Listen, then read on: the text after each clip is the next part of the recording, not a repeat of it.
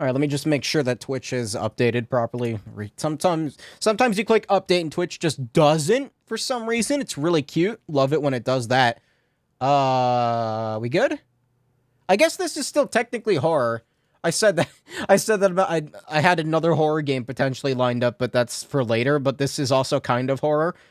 Oh fuck, where did I leave off? I have no clue. Okay, that's the most recent save. Where did I leave off? Right, I was in the chamber with Clover and Lotus. This is weird. I just finished the fucking milk game, so now I'm onto this. I'm going down this path right now.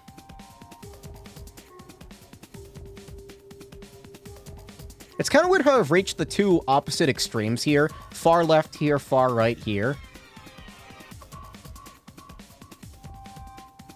I think what I'm gonna do is I'm going to... After I finish this path here, I'm going to go through here real quick, and then I'm gonna make the choice to go here. What? I don't know what door that is. I guess it doesn't matter. I will pick whatever I can. Junpei. Thank you so much for everything. Whoa, what's this about? And also, I'm sorry I messed up. We can talk about this when we get you out, okay? Just hang on, Clover. I'm gonna get you out of there right away. Yay. Why is she looking like that? I think this is the first time I've actually seen a genuine smile out of this chick. I'm trying to remember the series of events. It's kind of hard to put together in my head. What was this key for? Activation. Right, computer. This thing. This key. The shape sure makes it seem like it goes to this machine. Alright, I'm turning it on. Also, let me check the audio real quick. Alright, I'm turning it on. Also, let me check the audio real quick. Buzz. I am talking into the microphone. Buzz. I am talking into the microphone. Buzz. Okay, I'm just making sure. I thought I heard static for a second there. Sometimes the microphone fucking... You know, it does weird things. I blame Muse Stadia controller. Piece of shit. What do I do with this thing? Like, it feels like it's a well-built controller, and the analog sticks and the triggers feel good, but then I press the buttons, and then I knock on it. It makes that ringing sound, and I'm like, ugh. I don't know. I don't know what to do with it. What do I do with this Stadia controller? Okay, the monitor is on now. And it's full of letters. Letters. Yes. I can't read them. It's showing some kind of warning. Power restored to experimental device. The emergency system will activate in the event of abnormal subject behavior. Is it going to be like a machine that grabs Clover? Oh, wait, no. Maybe... Okay. Okay. Typing on this keyboard isn't doing squat. What? It says power restored to experimental device. So... This? Junpei! This thing in here is on now. Yeah, that's because we activated the power over on this side. Could you, like, play with it a little? Okay. Yeah. I'll turn this dial here. Turn. I don't think it's working. Okay, I have my fan on. My fan is broken, so now I can't angle it correctly. The fan, I usually have it at my feet, and I can angle it, and it makes clicking noises. The thing that makes it go clickety-click, whatever that is, the thing that locks the fan into a position is broken now. So it just, like, keeps slowly sliding upward toward my face, and it's kind of annoying, blowing directly into my face. I prefer it to blow on my feet. I don't think it's working.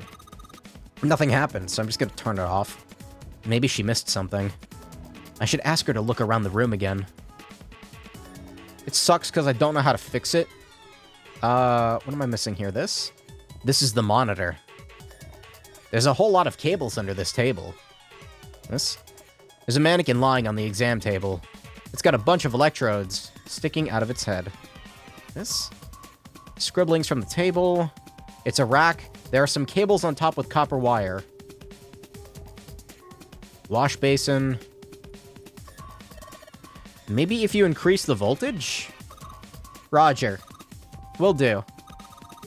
Okay, I'm gonna go all the way to max voltage. Maximum voltage? Hey. Wait, Clover. Aw, shit. Shit! Wait, what? I think, Did I do it? Okay. Oh my god. Oh me god. The mannequin's head. Oh, that sounds like a fire alarm. What the hell? Fire detected. Fire detected. The emergency system will be activated. Evacuate the room immediately. Did that work? Junpei, look at the light. It's green. The emergency system is activated and disabled the lock. Now we can save Clover. Open the fucking door. Good job. Junpei. Come on, kid, jump. She's safe. Wait, what? Oh man, that smoke is some serious business. Time to close the door again, I think. Clover, are you okay? Are you hurt? She's coughing so hard she can't even talk. Of course I'm not alright. What the hell took you so long, you big jerk? I was almost dead. Are you telling me that I could have solved any puzzle just by lighting a fire? Man, I should have done that earlier. Sorry. I was going as fast as I could. You two can do this later. Right now, we need to get the hell out of here. That fire's not going to stay in that room forever. Okay. Well, that was fun.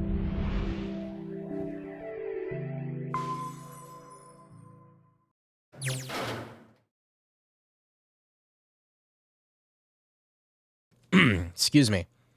God, it's like I'm drinking a pixie stick, this fucking... What is this called exactly? Sparkling ice plus caffeine blue raspberry. Yeah. I'm drinking my death. Junpei, Clover, and Lotus leapt out of the laboratory, slamming the door shut behind them.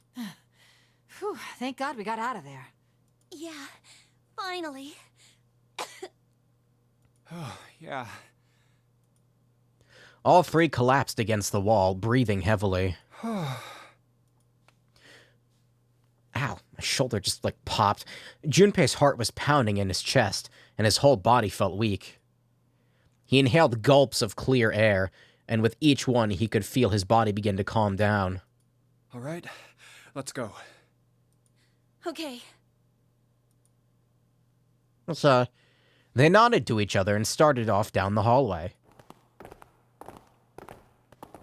Before long, they found a few new doors, but all of them were locked. Damn, none of these open. They're all locked. How about that one? The final door sat in the corner of the hallway. Let's hope this is the door with the prize.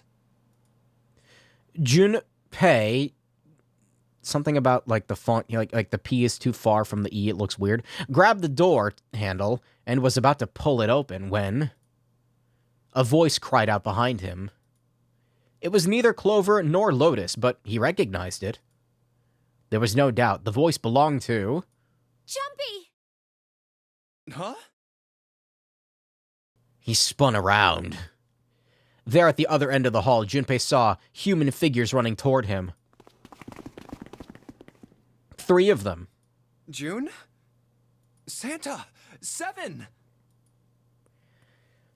They stopped short in front of Junpei and his companions, gasping for air. Hey, what are you guys doing here? What? But we didn't... Before he could finish, Clover spoke. Hey guys, could you come take a look at this? She was standing near the end of a small hallway that branched off to the right. The rest of them ran over to her, curious as to what she'd found. Hey, on the wall. A map of the ship's interior? It says C deck. So it's the map for this floor, then? Door 7. And... Door 8. Yep, they both eventually end up at this hallway. This is the door that I took, right? Yeah, yeah. So, this is the one that I did last time, I guess? In fact. Yeah, isn't that what I said? We aren't going to be split up permanently till we find door 9. We might get separated for a little while, but we'll see each other again. Otherwise, we won't be able to open door 9. And that's how the nonary game works. Junpei looked at the map of the ship's interior again. Wait a sec. This leads to... As he looked more closely, his surprise and excitement gave way to weariness. Do I have this? No. Oh, I thought I might have seen this already. I technically have, but You've got to be kidding me. you have to wait for the scene to cycle, I think. One by one, the others saw what he'd seen. We may as well go. yeah. As one, they moved back toward the door. Junpei, I keep wanting to call him Jumpy, dude, only a moment ago had been ready to open. Oh, almost forgot. We should keep this. He pulled the map of the ship's interior off the wall, put it in his pocket, and followed the others. 6 of them stood in front of the door, arrayed in a semicircle. Santa stepped forward. He took hold of the door and spoke without looking back at the other 5. Ready? I'm gonna open it. They nodded their silent assent. I think I can set this to this now. At this point, it's more of the same. I don't think I need to read the I knew it. additional informations. We're back. In the hospital room. Hospital? I see. I believe I understand what you're saying. The 6 of you split into 2 teams and went through doors 7 and 8. You solved the puzzles in the operating room and the laboratory, and then met one another in the hallway after opening your respective locked doors. At any rate, I feel a bit silly for my little show of altruism. I know I said I was sure you'd come back for me. I didn't think it would happen so soon, though. Well, we saw each other again and we ain't dead, so I say that's good enough. Anyway, I say we get out of this creepy old place. We found the key we need. The key? How is the microphone picking up my mouse? I'm literally holding my mouse like a solid 5 feet away from the microphone. On purpose, just to see. Because it picks it up no matter where it is. Why? Why? Ain't that what I just said? I'm talking about the Jupiter key. We found it in the operating room. Here. It picks it up less when it's behind, I guess. Whoa. Nice catch. Jeez. I don't know how the fuck you would isolate a mouse click from a microphone, though. Like, I feel like I've done the best I can with using a dynamic mic instead of a not compressor, condenser. I have a compressor, yes. I see. So this is Jupiter. I guess I could turn the compressor down. It might help. But if I did that, then my voice would sound shittier, so... I'm gonna let you hold on to that, alright? Yeah, on it. This I've microphone got something for you too, then. does wonders. Here, it's the Saturn keycard. We found it in the kitchen. I might lose it. It's probably better if you hold on to it. That way it won't be my fault if it gets lost. Yeah, on it. So, how many unused keys do we have now? No, he's still not letting me skip. There's the Earth key we found in the laboratory. The Jupiter key you just gave me. I guess this is different. And the Saturn key card from Lotus. I'll keep them safe. The Jupiter key is supposed to be for the door at the end of that long, straight hallway, right? Yeah. If the map's right, then it connects to the central staircase. Then, next to the stairs... Wait! What about door 3? Look, you saw the map, right? It's the same as 7 and 8. It just lead us back to the big hospital room. There's no point to seeing what's on the other side of that door. There is a point. At least there is for me. See, this is the same. You're right, I'm sorry. Snake might be on the other side of door 3. Very well. I'll be coming with you then. I've had a nice long rest. I think it's time I was up and about again. What? Okay, no. 1, 6, and 2. Okay, so door 3 is not... At this point, I can't choose to go into door 3. That was this route. Yeah, this was door 3? Yeah. So... Right? 3, 7, and 8 doors. God damn it. Wait, this wasn't door 3. Was this door 3? Or is it... This was door 3, yeah? So... I wish it would line up with, like, you know, it says 3, 7, and 8. I wish this was 3, this was 7, and this was 8. That feels like it should make sense, you know, but I want to get into this one. What door is this? The 1 door. Doesn't fucking tell me. What door is this? 3 door. Confinement rooms. Outside rooms. Torture room.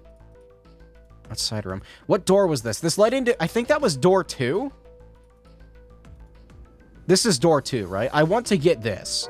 So go for door 2. So 7, you'll help me, won't you? Huh? Damn. Well, I guess that's how it's gotta be. So I'm going with you, huh? Yes, you are. Alright, let's get moving. Okay, we're heading out.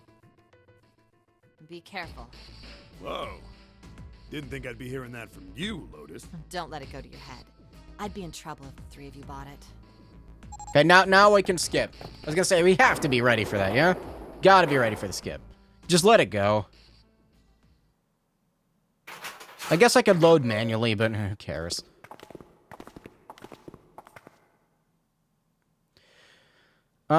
Is there any reason we came back here? No idea. You know, that's a good question. Just play dumb. I can't believe this. You guys followed me here, but you don't even know why? Junpei, you've got the solar system keys, don't you? Yeah. The Saturn key card. And the Earth key. Goes in the square hole. What about him? Don't you remember the elevator? On C deck, where we are now. There was a big elevator behind the stairs, remember? You know, this is good because it's been a couple, like, whiles. It's been a bit since this happened in the other streams, so I don't remember them as well. And next to the elevator, there was a card reader with the Saturn symbol on it. And on A deck, on the door to the left, there was a keyhole with the Earth symbol on it, I think. So, the 2 keys that Jumpy has? Should let us use the elevator and the door on A deck. Huh. Yes, that's right. All right, I got it. Let's get started then. What do you say we split into 2 teams? Lotus and I will search the Earth one, so you 2 can search Saturn, all right? Sounds good. Then you guys should take this key. We have no idea what's on the other side of these. So don't go too far. Just search for 10 minutes and come back. There's a card reader next to the left elevator. Then let's try out the Saturn key card. The square hole. Great! It looks like it's working now. All right, now how do I call the elevator? God, this goes so much faster when you don't have it in novel mode. It only has the upside down triangle on it. I guess there's no up button. Can I skip this? Yeah.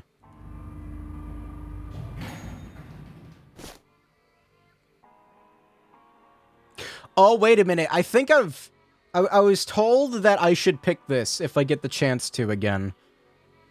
'Cause it would be funny. I'm gonna pick it. Well, we will be all alone in here. In a way, it was kinda cute. Very demure, you could say, he thought. Still, even though it wasn't exactly roomy in the elevator, they weren't going to be pressed up against one another. At least they didn't have to be. Still, it was making her nervous. Junpei couldn't help but think how innocent she was. I think that's bullshit, but we'll see. Jumpy? Huh? Oh, nothing. It's not important. Come on, let's go. Again, he stepped toward the elevator. And again, he felt himself restrained. I said wait a minute. Oh? Why? Aren't you afraid, Jumpy? Afraid of what? Well, I've never... You know. It's your first time? She'd never been in an elevator with a man alone before? Even so, she seemed awfully alarmed. I might... get wet. Okay. Alright.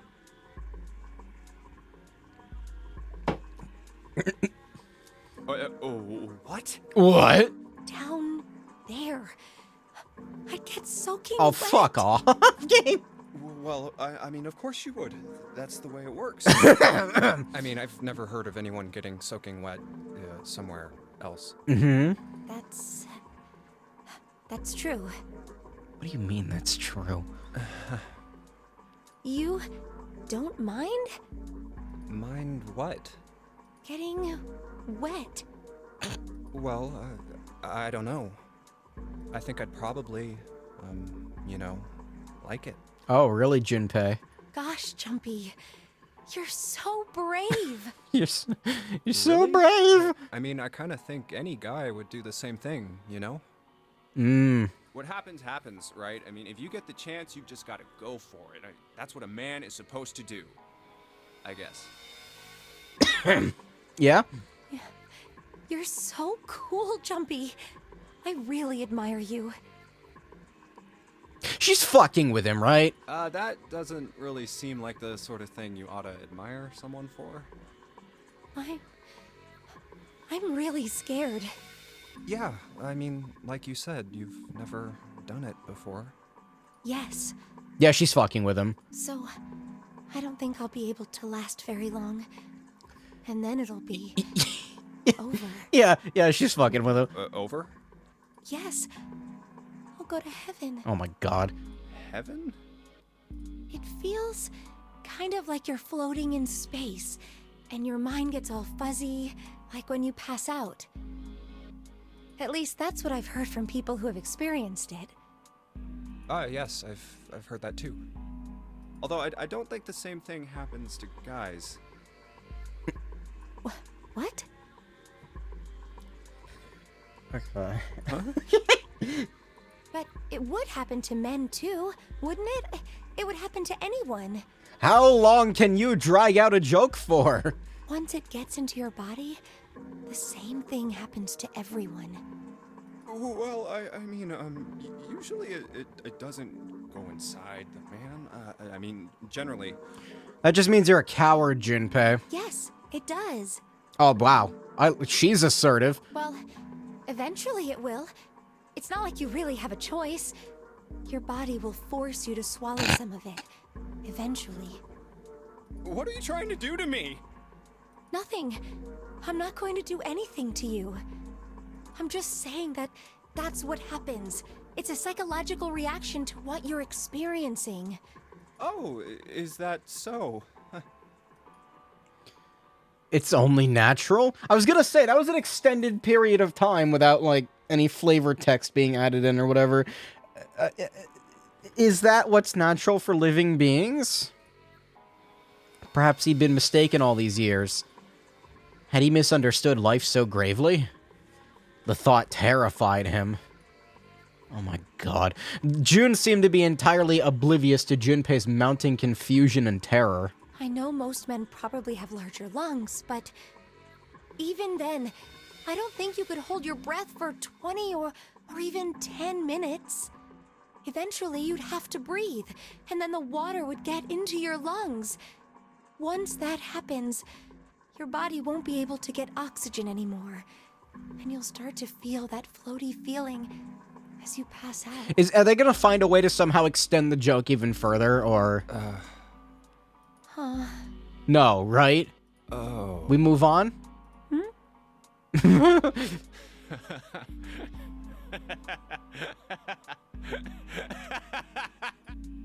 Oh, I didn't mean to click there. Finally, Junpei understood. He understood what June was trying to say and why she was so scared. Yeah, you're right. You wouldn't last very long. See? She was afraid that the only elevator button pointed down.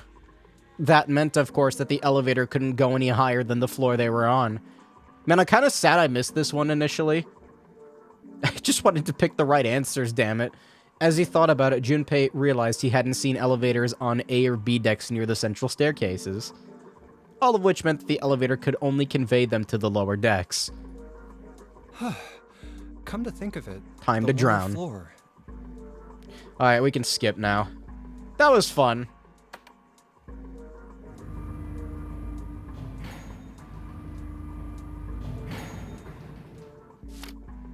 I'm still, like, suspicious as fuck about everyone. I don't know who to not be suspicious of in this game. Who do I think is in the clear for sure? I think 7 is Probably cool. get really wet up there. Oh my fucking god, Junpei. Shut up. Shut up. At any rate, we should probably go back as soon as we can, once we're done looking around down here. What did I just miss? Wait. Why did it suddenly change? What's going to happen if the ceiling breaks? We'd probably get really wet up there. Why did it stop skipping? Lotus and Santa might already be back. I have no idea. Did I press something? I might have clicked by accident? I don't know. But we can't do anything. I must have clicked by accident. What was I saying? I forget. Damn it. Yeah, math. Right, I think 7 is clear. Junpei, I guess. He's the main character. That's it? Yeah, that might be it. Oh no, Snake is dead. Well, no, but he's actually not. That's not even him. That's just some other loser. With a left arm. How boring. Wait a minute. Was it his left arm or his right? Wait, no, that doesn't make any sense.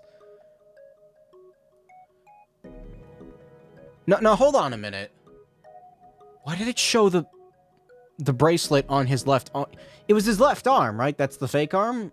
Maybe the art was incorrect? No, it doesn't make any sense. Ah, shit, now I gotta be suspicious of him, too? Of course. Who cares?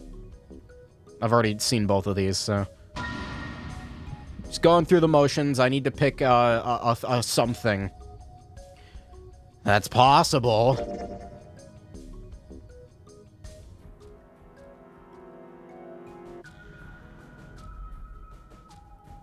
Everybody's bracelet is on their left arm, right? So... Was it his left arm? That doesn't... Wait, that doesn't make any sense. Because the bracelet needs to detect a pulse in order to stay attached, right? That's how that works? I don't know. I'm confused. Everybody's the killer.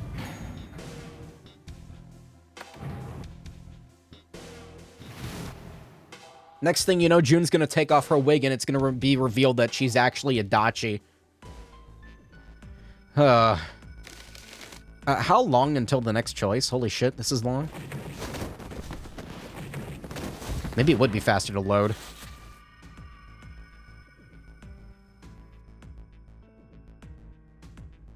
Okay, so... It was door 2, right? Door 2 is the one that I want to... Why is it so short? I'm picking it. My choice is door 2.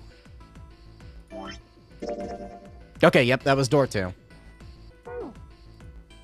Santa was unconvinced. Hey, wait a minute there. You cheating? Yes. I mean, no. Cheating? I'm asking if you changed your number after you heard what doors we wanted. How could I do that? I wrote it down on the paper earlier. Let me see that. Sure, here. Junpei shrugged and handed it to him. Santa examined it furiously. The others peered as well. As they did, Junpei quickly slipped the piece of paper he'd been hiding into his pocket. Although he'd never known it now, Santa had been justified in his suspicions. Junpei had switched the papers. I had 3 pieces of paper ready. For doors 1, 2, and 6. And I put the one with door 6 on it into the pot. So I guess door 6 is the correct one then. Correct. It's the initial one. He put a small mark on it so that he would know which one was his. I just needed to make sure I drew last. After I saw everyone else's result, I just chose whatever door I wanted. If the number I'd already put in matched, then I didn't have to switch the paper out. Well, Bad what does it ending say? time. He fought the urge to smirk. You got lucky. Santa snorted and tossed the paper aside, frustrated. All right. Alright. So we know who's going through door 2. It'll be me, Lotus, and Junpei. Yeah, The math. only problem Boring. is the other 2 teams. June and I want door 6. Clover and I choose door 1. That's not good. So, this is the door that he finds the gun in, right? That's such a long sequence, man. Is this just not why? There's gotta be something important here, right? There has to be. We can't open either of those doors with only 2 people.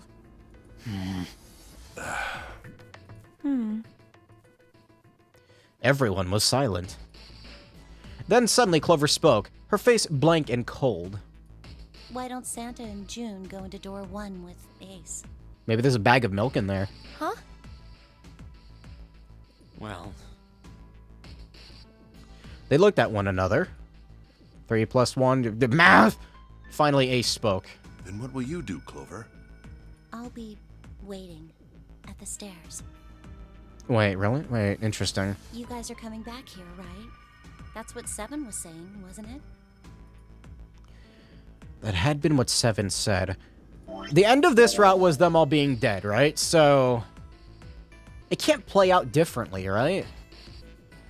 I don't think so.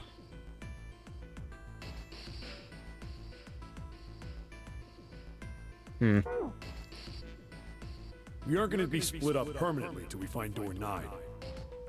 We might get separated for a little while, but we'll see each other again. Otherwise, we won't be able to open door 9.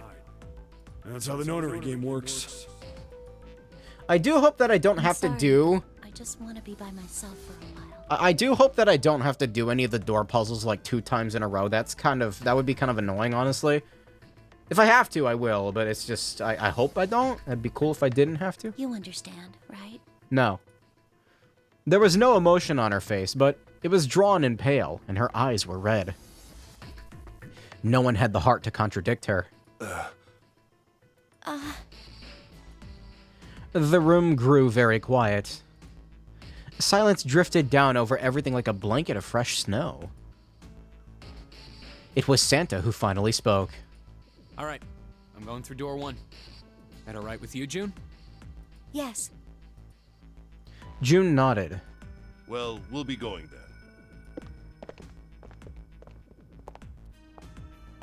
Let's move too.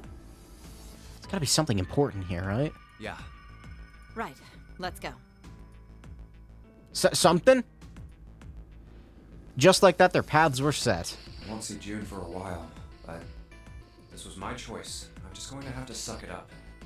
Seven said we'd all see each other again, and I'm going to believe that. It took strength from that thought.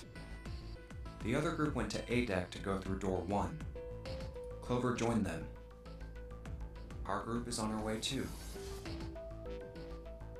We're heading to the bottom deck using the elevators. I wonder what we'll find down there. Pain. Literally, there's a torture room. They stepped off the elevator and headed for door 2. We ready? Yeah, anytime. I'll go first.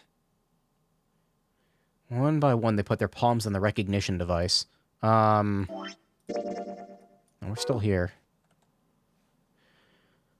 3 asterisks blinked to life on its screen. I'm trying to see where it's gonna, change back to being that part of the route. Let's go.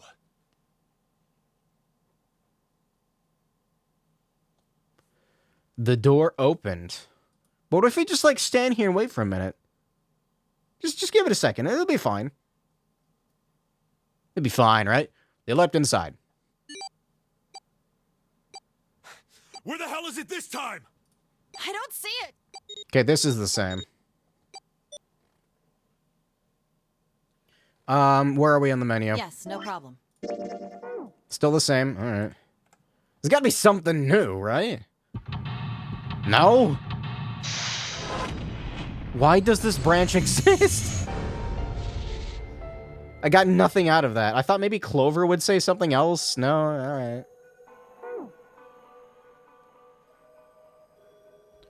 Well, that's... Yeah, I'm good there. Alright. I got nothing out of that. Why?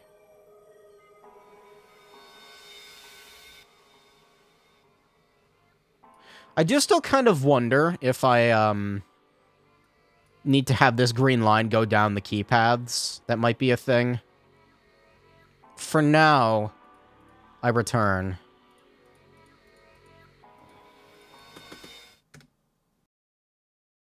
Alright, so door 6. Which was the correct door, initially.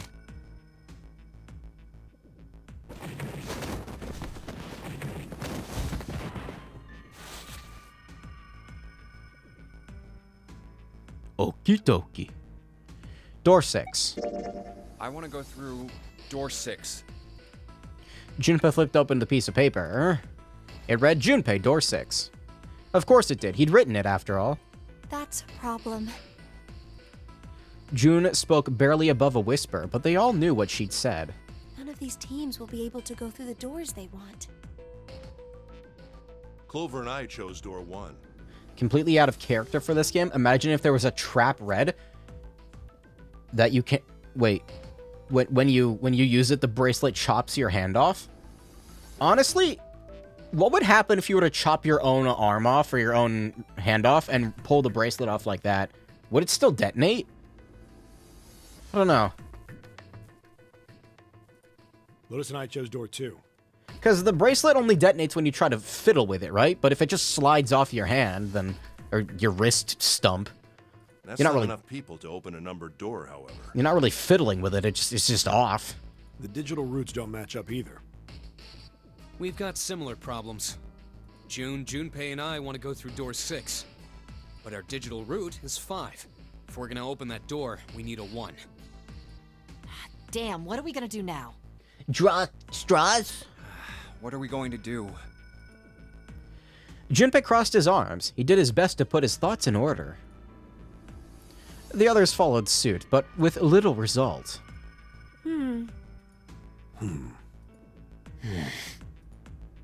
Eventually, Clover broke the silence. Why don't Seven and Lotus go through door 1?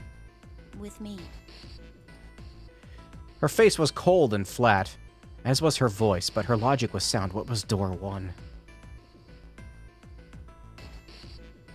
Door 2 is the death door. Door 1 was what I went through, right? Yeah. That was the first door I went through. That was the... Fuck, what door was it? This was door 1, yeah? Yeah. Chart room. Outside the room. Right, this was the room where Ace was questioning me and stuff, right? I'm trying to put it all together in my head.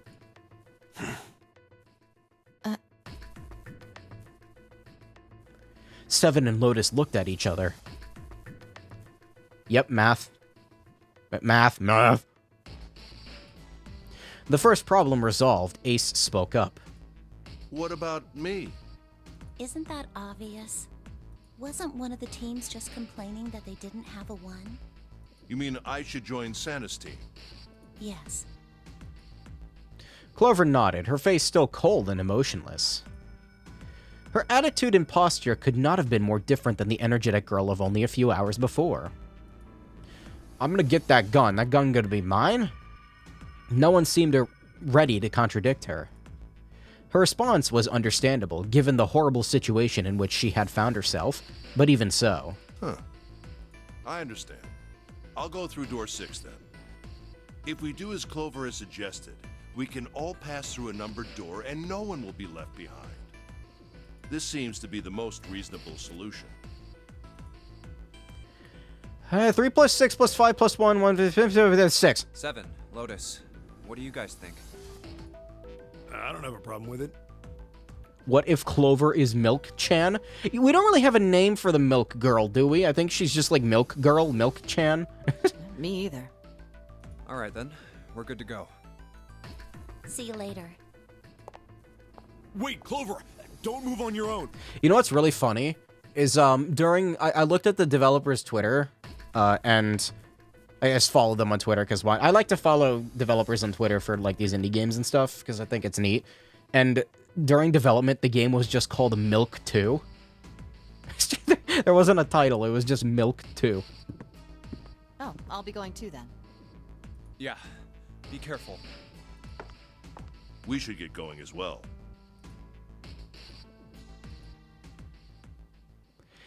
At last, Junpei and the other 6 had managed to separate themselves into 2 teams. Clover, 7, and Lotus headed to A deck, where door 1 was near the main staircase. Where door 1 was, near the main staircase. That's why that comma was there. Junpei, June, Ace, and Santa, however, took the elevator to E deck. I finally get to see what's in this door. The ride to E deck was a silent one. This is E deck. There should be a door at the end of the hall. All right, let's go. Santa's words jolted them to action, and they stepped out of the elevator into a long, straight hallway.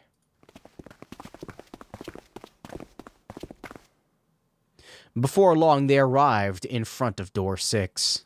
Here it is. You guys ready? Yeah. Then let's get to it.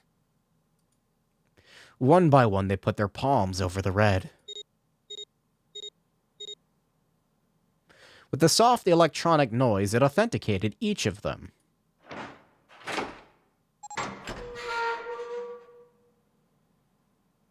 The door opened. All at once, the 4 of them leapt through it. Hey, I found it. It's right there. That was fast. Fortunately, the dead was located easily enough. This one had been placed quite close to the door they had entered through. Again? They gathered around it quickly and hurriedly placed their palms on it for authentication. That was really fast. Really? For 2 now?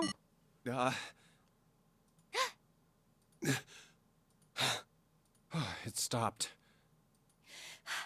Yes, it stopped.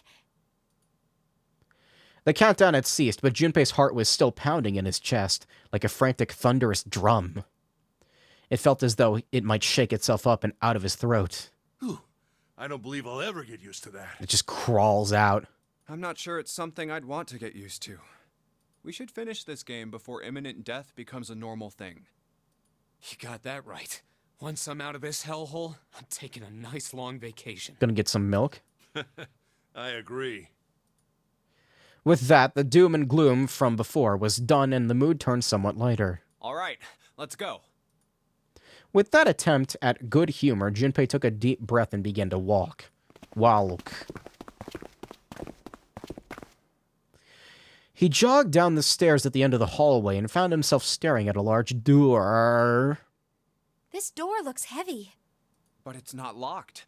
I'm opening it. He took hold of the bar that served as the doorknob and shoved it down. I want one of those on fucking my door, like my house. Oh, please come in. Loud kerchunk noise. The room beyond stopped him in his tracks. Engine room. It was maybe, I don't know. It was gargantuan and made entirely of metal. None of the accents of wood or tile he'd seen in the rest of the ship. This room was purely functional, but utterly tremendous. Whoa, what the hell is this? Santa got out a few words before awe stole the rest of them. The rest were too stunned to offer anything more than gasps. This has to be the biggest room so far. The ceiling is pretty high, too. Huh. Could be 2 stories. Maybe even more. This space could be utilizing the entire length of the ship. Cargo, maybe? What's that huge Kamaboko-looking building in the middle? The fuck's a Kamaboko? Kamaboko... looking... June pointed to the massive building in the center. Kamaboko?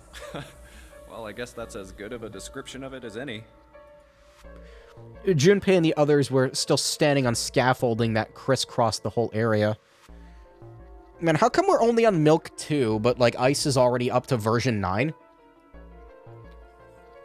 I know, very clever joke, haha. I'll take my award now, thank you. The proper term was catwalk. Junpei thought, although that didn't seem particularly important. I see stairs, so we may as well head over to them. I'm not questioning it. Fluid consumption? Again? Okay. God, it's so gross when you drink from a can. I'm not trying to make that sound gross. I'm just trying to vocalize it to make it known that I am consuming the fluid. Yeah, but this section's barely wide enough to fit one person. Consuming the flood? Oh, God. Halo, no. You're right.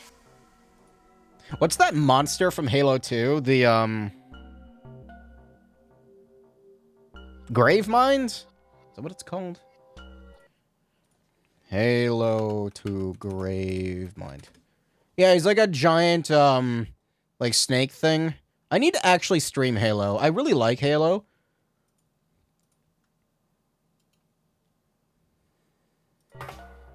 What was I talking about? You gotta do the Kingdom Hearts prologue door? You can't even tell the shape when you're this close. The Kingdom Hearts prologue door. You have a gigantic door, but it only has a tiny single person-sized opening in the corner. Let's check out the other side, too. I don't want to go back to Wonderland. They moved around toward the opposite side of the massive building, following the catwalk. The greatest thing that Kingdom Hearts 2 can do for me is make sure that there is not any Wonderland.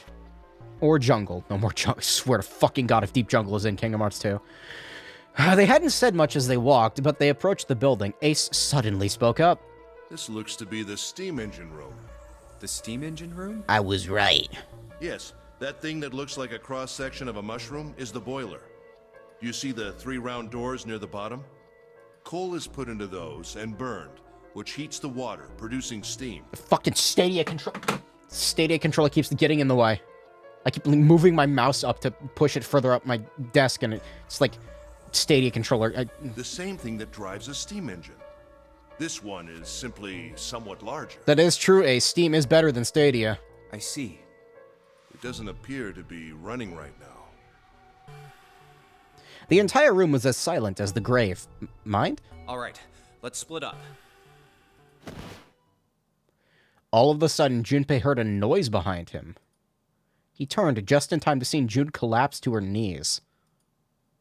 Hey, what's wrong? Again? Are you all right? I think she's putting on a show. I don't know. I'm very suspicious of her. Also, wait a minute. Junpei's face. And why does he have yaoi hands? Why does he have yaoi hands? I don't like that. He dashed toward her and wrapped his arm around her shoulders to steady her. Hey, June. Why the fuck are his hands so big? That's actually bothering me. It was then that he noticed. Jumpy. No, like, look at the... Like, his finger? I think it's an attempt at foreshort... No, it doesn't make any sense, because this hand is behind her. That's... I don't like that. You... Oh, you're really warm. Whoa. Is your fever coming back? Yes. Yes. It probably is. But I'm fine.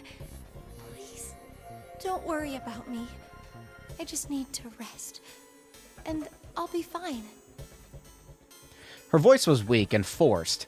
It said a great deal more than her words did. Okay. Here, sit down. Careful.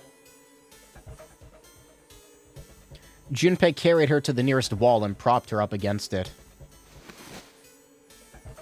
She let her head fall back against the wall, as if she no longer had the strength to support it, and drew a ragged breath. Thank you. Her eyes were empty, as if she was having trouble focusing them, and even speaking seemed difficult for her. Junpei felt his hand ball itself into a fist, and clenched tight, his knuckles whitening. He then jumped up with his fist pointed in the air. He found a Kaizo block. Wahoo, bing bing. He had to find a way out, and quickly. He turned and looked at Ace and Santa in turn. Ace, Santa. Yes. Right. They might not have shared the depth of his emotion, but they certainly shared his concern. All right, let's get started. Hang in there, June. I'm gonna get you out of here real soon. Should also probably be suspicious of him. I'm suspicious of everyone. It's just that the last thing that happened was that her bracelet, it didn't fall off her wrist when she died. She managed a small nod before leaning back to rest her head on the wall.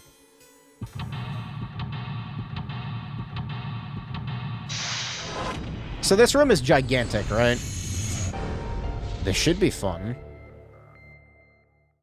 I'm assuming that's why this path is so long, is it's going to be very multi-segmented. Okay, so that blocks off there. See, the room is big, but the exploratory area isn't that bad. Never mind. What in the world? A golden gear. Well, that's not a good idea. It doesn't look like it was always golden like this. I imagine it was prepared especially for this game. How much would that be worth? Holy shit. If that was pure gold. A couple $1 million. A silver gear. Do you think it's made of pure silver? No. Silver's way too soft to use for a gear. I mean, so is the gold. It's got to be steel or iron that's been coated with silver. Ugh. Shouldn't have called it a silver gear then. Shouldn't have got your hopes up. Were you thinking you'd haul this thing back? Nah, but I think 7 could probably carry it, don't you? I'm less suspicious of 7. Like, 7 doesn't feel suspicious to me. 7 feels like I have the most backstory for him. Recent backstory, I should say.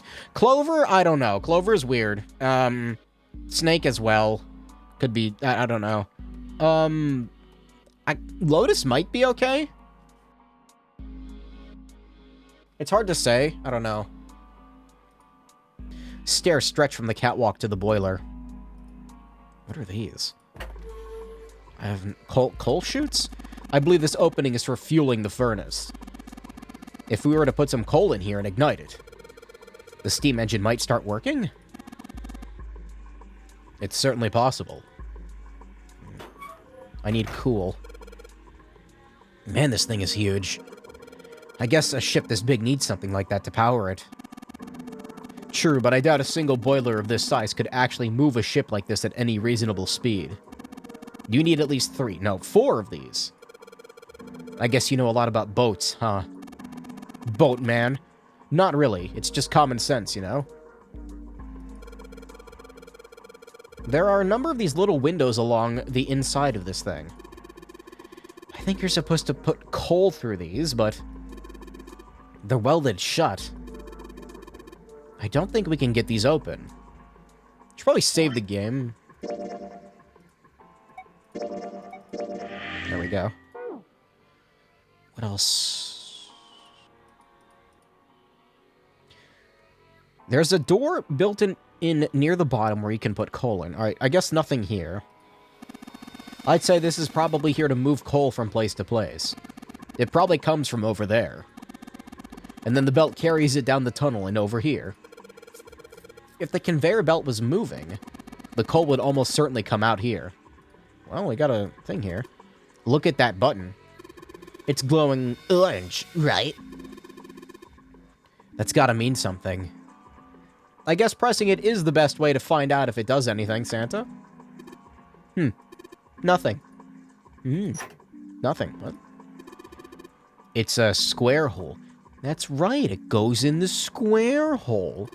Nothing in here. Look at the back wall there. I can see 3 small slots.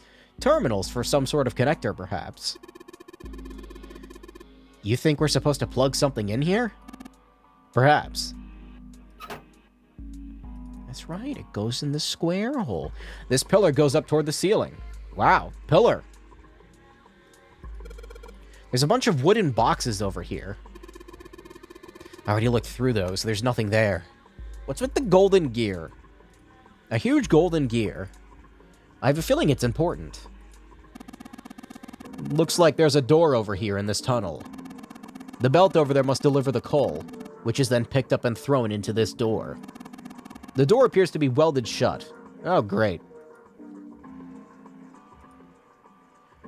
It's not that hard to break a weld. Just get a hammer. And a chisel, maybe? I don't know. This huge oven is for this boiler. There are 3 open areas in it. Each one of the open areas has a gear in it. A huge bronze gear. This has to be important. Oh, wow. Look, Ace. It's some kind of snowman secret meeting. What kind of snow are you on? That wasn't very funny, was it? Those are just bags full of sand. You use them as a counterweight when you're lifting something with a pulley system. Man, you're too serious. There's a pair of wooden boxes here. Where's the gun? I need that thing. Probably later on. There's a pair of wooden boxes. There's nothing in them. Great. What is this? What is this? Given its placement, this must unlock the door to the left. There's a weird indentation in the top of this thing. You think that means you have to insert something in here? I would imagine so. Later on. No, stop. You think this is... Yes. It looks like the exit. Looks like this door slides up into the ceiling. I kind of like this gear system. I don't know. Reminds me of old first-person horror games like Amnesia and Penumbra and stuff. Can't believe Zero is actually Mavis Beacon. Pair of boxes. Here's the silver gear. The square hole. Oh, that's... I mean, these don't really make any sense, the left and right thing. Because that's not... Because now I'm on the other end of this hallway here. Alright, what am I missing?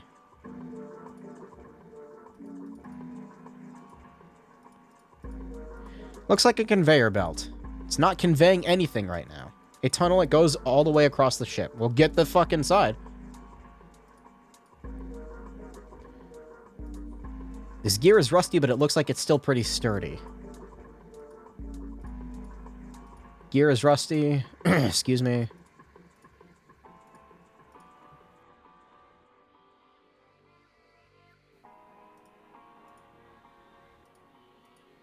Oh, I can go up here. 3 sliders on the left are down, this one is up. There are a number of lines engraved on these.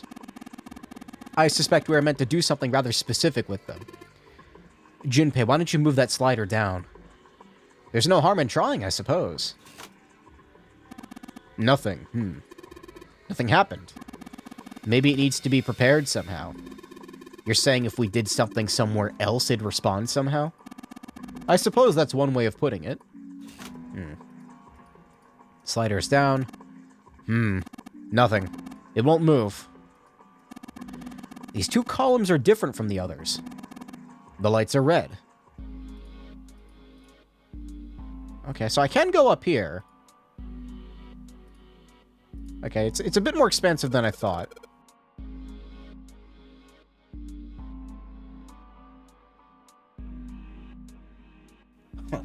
Excuse me, God, I hate winter. There's another door. Yeah. It looks like it would be really hard to get in there by walking on the scaffolding, though, you know? It's not impossible, but it's pretty risky. I'm trying to keep my fluid intake up. I think maybe we ought to look for a safer route. One of the doors on the furnace. There's an A on it. There's a circular wheel in the center. Let's give this sucker a twist. It's noisy, but it opens. I don't like this. It's totally pitch black in there. We should, go in here? Alright. Let's go. Oh, I guess we're going in here.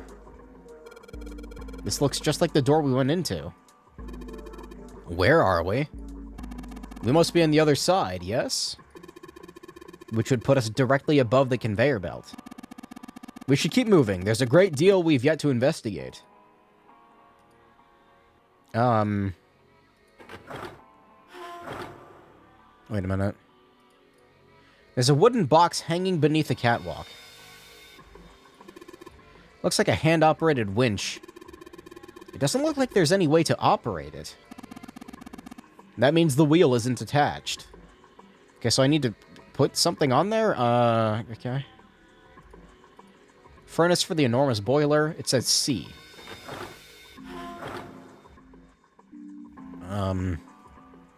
There's a whole bunch of boxes in my way. I can't get through. You could push them over. The catwalk.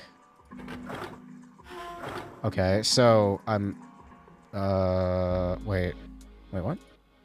Oh. Let's give this wheel a spin. What? That's weird. I don't feel any resistance. Gah! Ah, shit. Ah, shit. Ah, shit. Good job, genius. You broke it. I don't think I've seen that expression on him before. I didn't break it.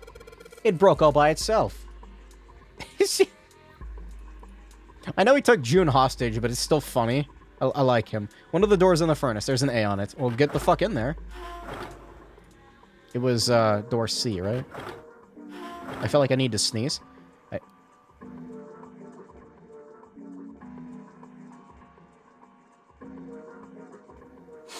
Yep. That was a sneeze. That's better. The hand-operated winch. There's no wheel to turn. Oh, yeah. I've got the wheel I pulled off from the other winch. Don't I? Let's see if it fits. No big surprise there. It's a perfect fit. Let's see. It's like they were made for each other. Now turn the fucking wheel. Not shaky at all. I should be able to turn this now. Good work, Junpei. We should be able to haul up the wooden box now. You see? The wooden box. It's under the catwalk. Can you see it? It's hanging from the rope on the winch, isn't it? The box. Why are you...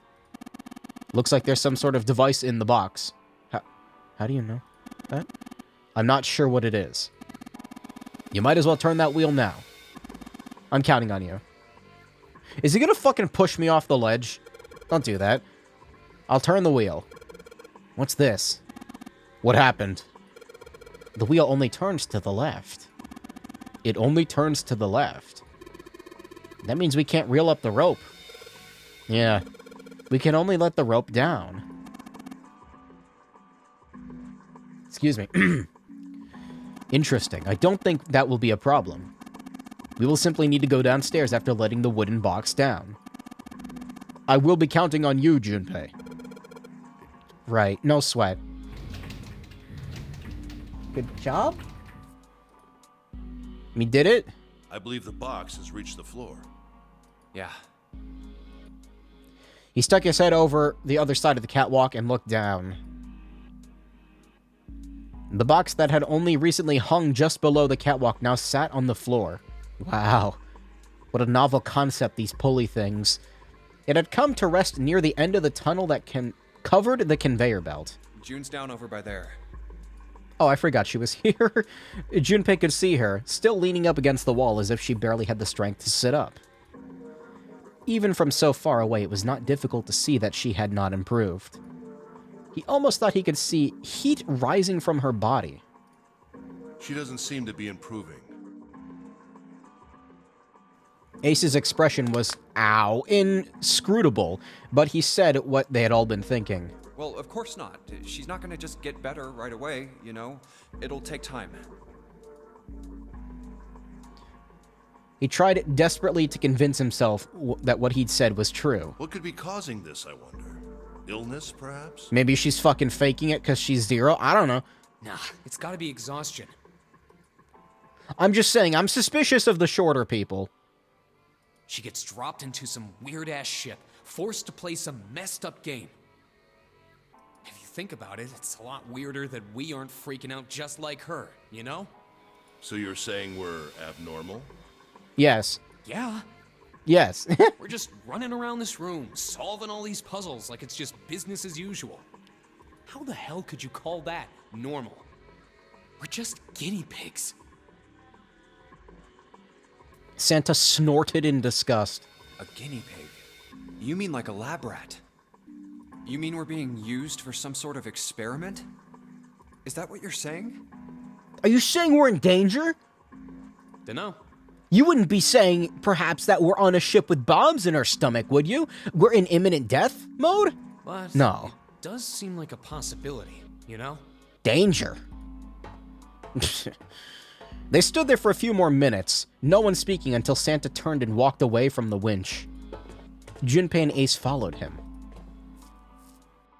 You know, speaking of experiments, They do this thing a lot where they're just standing around not doing anything.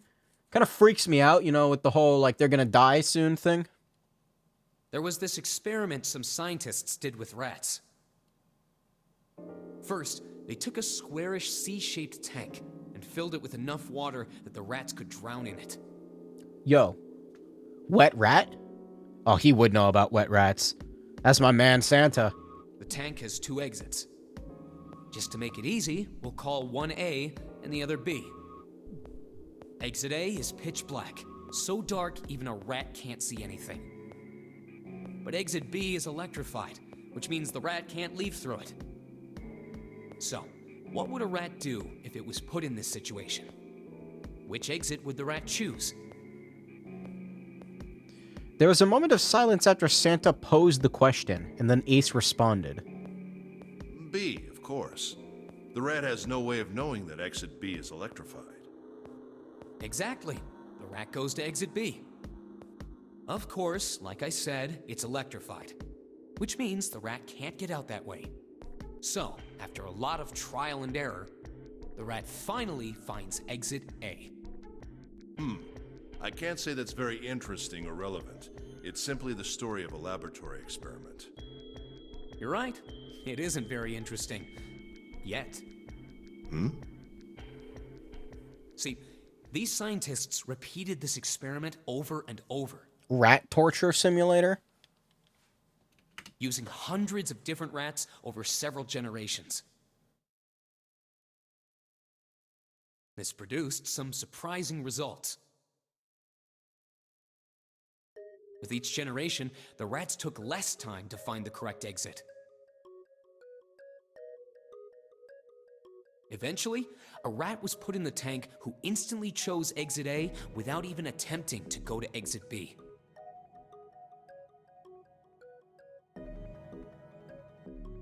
But that wasn't the most impressive part. The same experiment was conducted in another laboratory, far from the original one, with the same results. So you're saying... No, on second thought, the results weren't really the same. And then the rats used the morphogenic field to start communicating with us, and we realized that rats were actually super intelligent alien creatures. Much smarter than us. The rats in this second experiment began the trials with significantly faster times than the first rats in the initial one. And we've been being manipulated by the rats the whole time. Like, you know Ratatouille? Like, every human has that. We all have a pilot rat inside of our skulls, and we just never knew it. These rats weren't related to the others and had never even come in contact with them. And yet, Maybe there is something wrong with me. they all easily found their way to exit A as though they already knew. What did it mean? Are you suggesting something like telepathy? I'm suggesting alien rat theory. They were passing information to one another through some undetectable medium? Ace looked skeptical. Santa snorted at him. How the hell would I know? I'm not any kind of scientist. I don't know what made him do that. But I do know that story's true. And if you've got another explanation, I'd sure love to hear it. Like, realistic? Oh, okay, yeah, it's fucking margin of error. Come on, let's get going. There's still a lot here we haven't checked out. It's just a fucking coincidence. And we gotta get the hell out of here before June passes out. Without waiting for a response, he turned around and started walking. Junpei, however, wasn't quite ready to leave the topic alone. Hey, wait. There's something I want to ask you. Have you heard of alien rat theory? What? Santa stopped and turned around. It's like alien dolphin theory from Hitchhiker's Guide to the Galaxy, but it's actually real. Why did they use that tank for the experiment? Huh? Well, I mean, it seems like you could conduct the same experiment without the water. They could have just used a dry box, you know? Oh, interesting. If they needed to motivate the rats to escape, they could have, I don't know, I was so fixated on alien rat theory, I didn't even, like, realize. Huh. put some bait by exit B or something. I mean, do they really have to make it so the rats can drown? Santa gave a grim bark of a laugh. You know, the word emergency comes from the same root as the word emerge. Emergence? You ever think about that? Huh? Well, an emergency is something urgent, often something dangerous. And to emerge means to sort of come out, or appear, or rise out of something else. So what's going to emerge in an emergency? Inspiration. Inspiration? Yeah. Think about it. When the chips are down, either you crack or your mind focuses and pulls up what you need. So in an emergency, your real potential emerges. Is that what you're saying? Yeah. That's why the rats had to drown. They had to be in danger. There had to be an emergency for inspiration to emerge. Oh. Junpei suddenly felt cold. The back of his head was aching, and his stomach felt strange.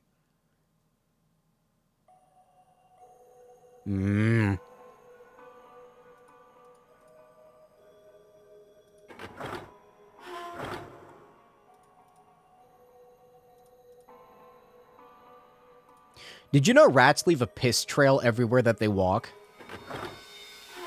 I just thought that was a neat, fun fact.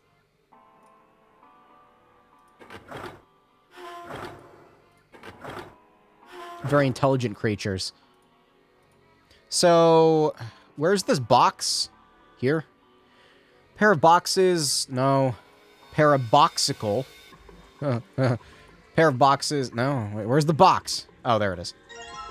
Control panel for something. I wonder where that's supposed to go. Huh, big fucking... Maybe this hole is where the control panel goes. There's only one way to find out. In you go. Dude, you did it. Everything looks alright. What do we do now? Why don't you press the button next to it? The orange one? Self-destruct activated. Yes. Alright, I'll do that. Pushing. Boop. All sorts of lights are lighting up on the light thing. Light, Mario, Mario, Mario. I think I just heard something turn on. Oh? What's that? What happened? Look at the conveyor belt. It's moving. The conveyor belt. No way. It's almost like the control panel right next to the conveyor belt turns on the conveyor belt. What a fucking surprise. I guess it's done moving now. There's still a bunch of coal on the belt, though. It looks like a bunch of it got dumped off at the end of the belt into that wooden box where we found the control panel. Coal? Coal, huh? Box filled with the coal. It's coal. Shiny and black and coal-like. Make a torch. Do I need to, Alright, you know...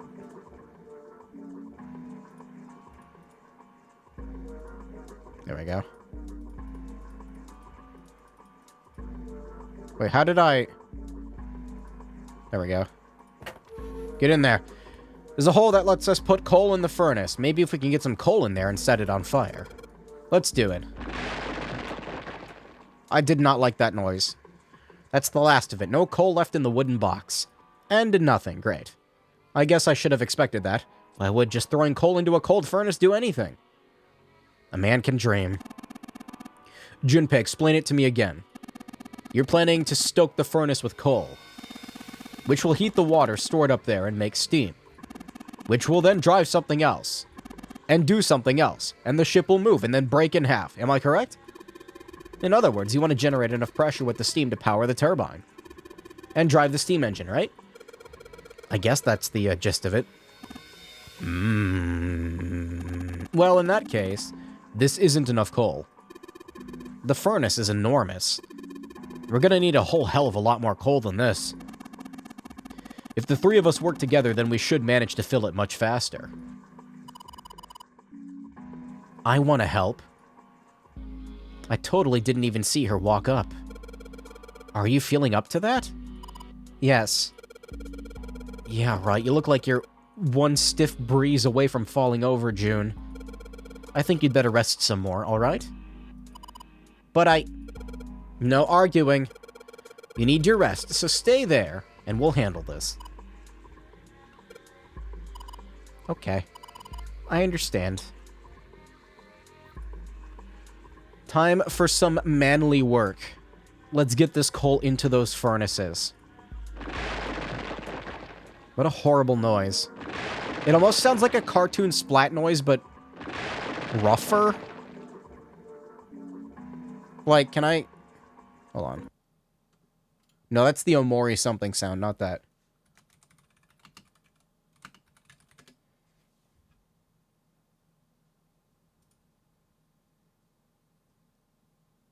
Come on, YouTube. This isn't... There you go. It's a 2-second long video. It sounds like that. It sounds like that almost. Man, this is a lot of work. I think this should be sufficient. Alright, now we just gotta light it. Junpei, hand me your matches. What makes you think I have matches? I see. Then how are we gonna light it? Perhaps there's a device nearby that will allow us to remotely ignite it. Let's take a look, shall we? Some sort of ignition device, huh? Perhaps it's called an igniter? Ignition Trilogy? Let's try this, maybe. I think it might be. It probably is. I think this is how we might ignite the furnace. That means if we move the thing down... Let's do it. Oh, my back. Ugh. Yeah, bones cracking. It's actually my joints. Look at this. There's big gears turning under the boiler. Oh, there they go. Ah, okay, I gotcha. The gears. They're spinning.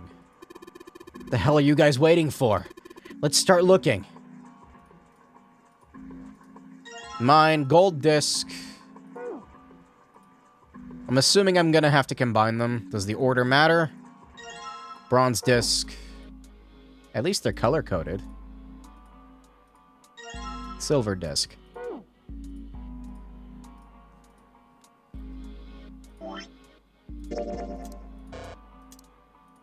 No? Silver disc. Has a bunch of lines on it, but the red ones really stand out, right? The red ones, huh? Where do I combine these? Not here. Here. This thing unlocks the door. There's a depression here that looks like the outline of 3 circles laid on top of each other in a triangle. Maybe if we put those 3 discs in, we found. There's only one way to find out. Let's stick them in. Huh? That's odd. Nothing's happening. Maybe you're, I don't know, putting them in the wrong places? Perhaps you have them facing in the wrong directions. Perhaps you should rotate the discs to make some of the lines connect to one another. No harm in trying. Let me do the puzzle. When the disc is clicked, it will rotate. Look at rotating. When the white arrow is clicked, the discs are switched. When the discs are switched, the angles for the discs are reset. Alright, so...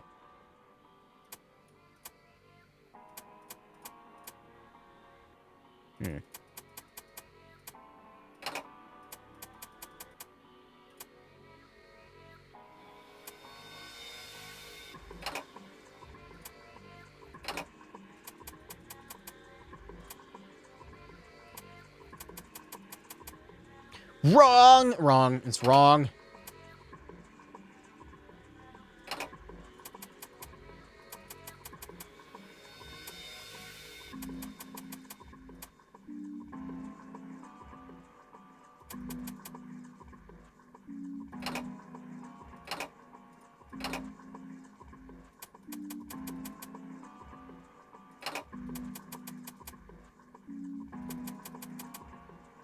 Man, I'm bad at puzzles. Who would have thought? There we go. The red line's on the discs. I think maybe I can make a star polygon. Well, I already did it, so that one wasn't so bad. I thought the wheels were gonna be actually a puzzle. Instead, it was just they turn and give you the answer to another puzzle. Well, not an answer, but the tools the door's open. to solve the other puzzle. Given the circumstances, Junpei's happiness was certainly understandable. Ace seemed to share his excitement. All right, Junpei. Why don't you go get June now?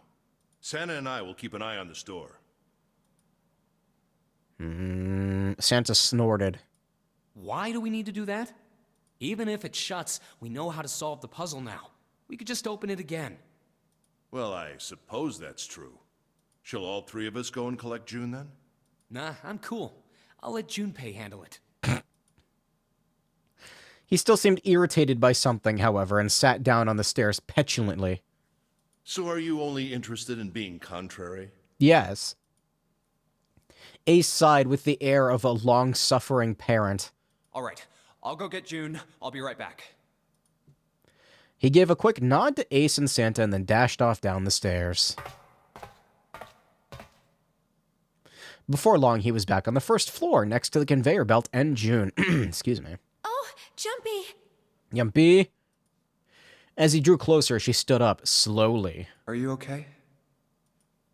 He did his best to sound calm and nonchalant, but there was no hiding the genuine concern in his voice. Yes, I'm fine now.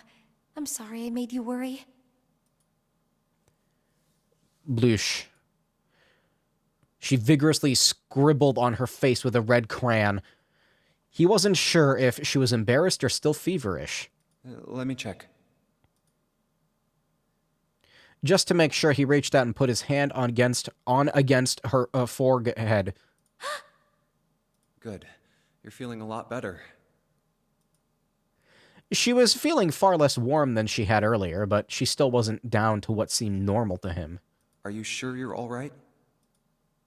He had to be sure. June gave him a look. Oh, you're such a warrior, Jumpy. Oops, I mean, warrior. What? June giggled. He wasn't sure if she just made a joke or not, but seeing her smile again made I keep wanting to say Jumpy feel it at ease.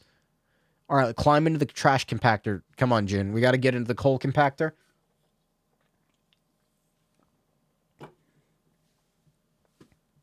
Where was I? If she was well enough to smile and laugh, then she really was feeling much better. How convenient.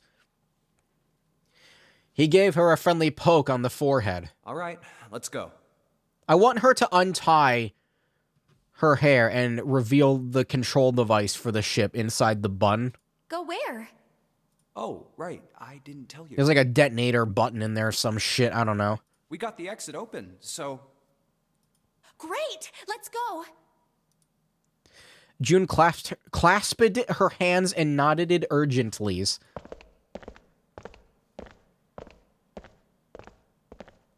They headed back to the exit, but on their way they found... Oh, it's... Santa? He's gone. Edgelord mode. He was sitting on the stairs. What are you looking at? He was sitting on the stairs. And can you believe it? He was sitting on the stairs. He was, however, holding something in his right hand and staring at it with a strange expression. Junpei and June slowed down and finally stopped in front of him. Is that the card that Junpei had earlier? Probably not good that he has that.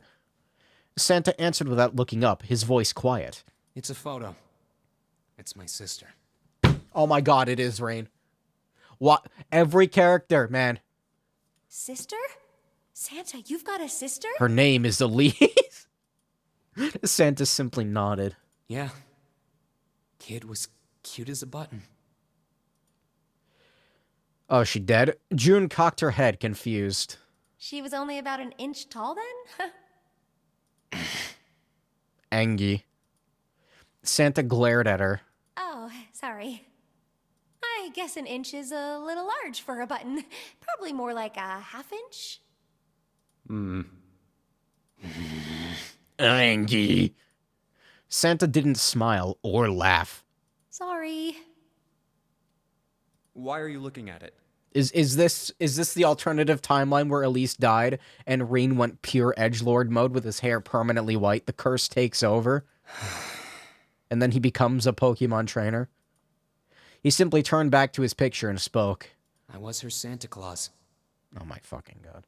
Wait, what?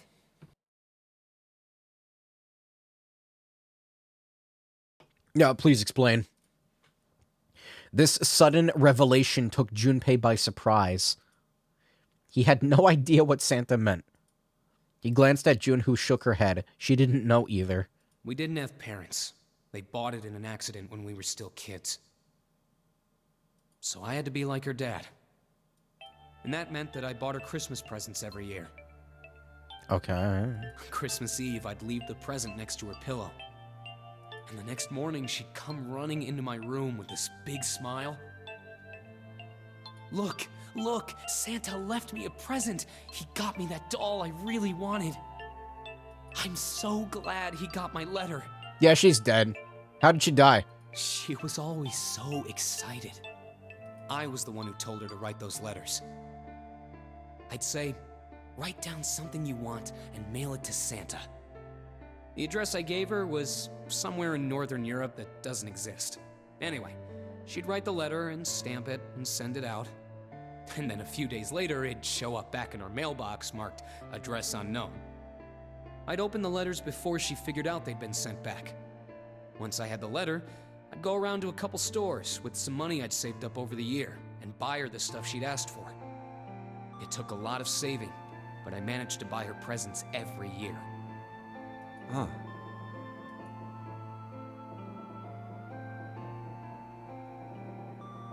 Nice touch with the ship creaking, I hate it.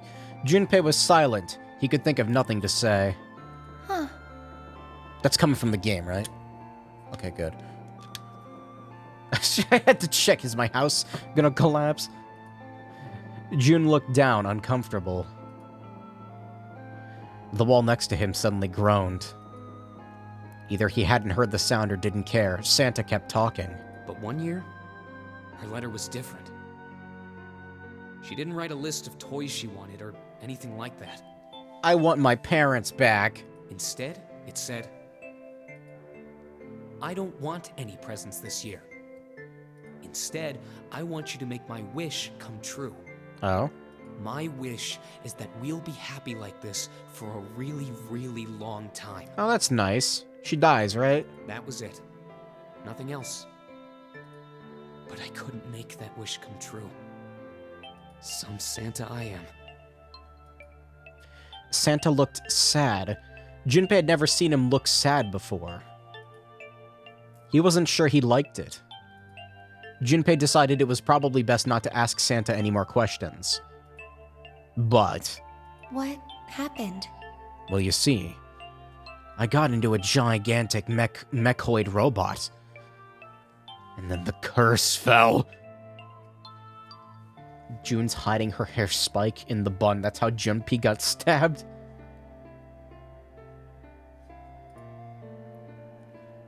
He at least blows up in front of his eyes, hence the name Divine Blade of Zero. Zero for short. June glanced up at Santa quickly as she spoke. He answered, but only with an effort. She died. Oh, wow, big surprise. She was killed 9 years ago. 9? Oh. Wait. Oh. I almost forgot about that. Oh, fuck, so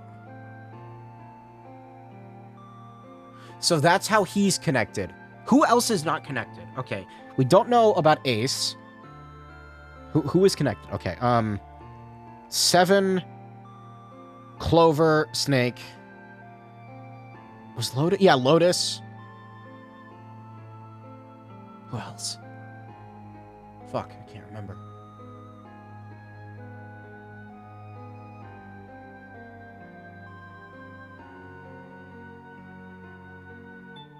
We don't know how Ace... Everybody is connected somehow, right? So, to the experiment bullshit. So she was the one that died in the experiment. Lotus were the kids, Snake, Clover, and Seven. Okay. There was nothing Junpei could say. His heart felt like a great lump of lead. June bit her lip and looked away. Her face was pale. All right, let's go.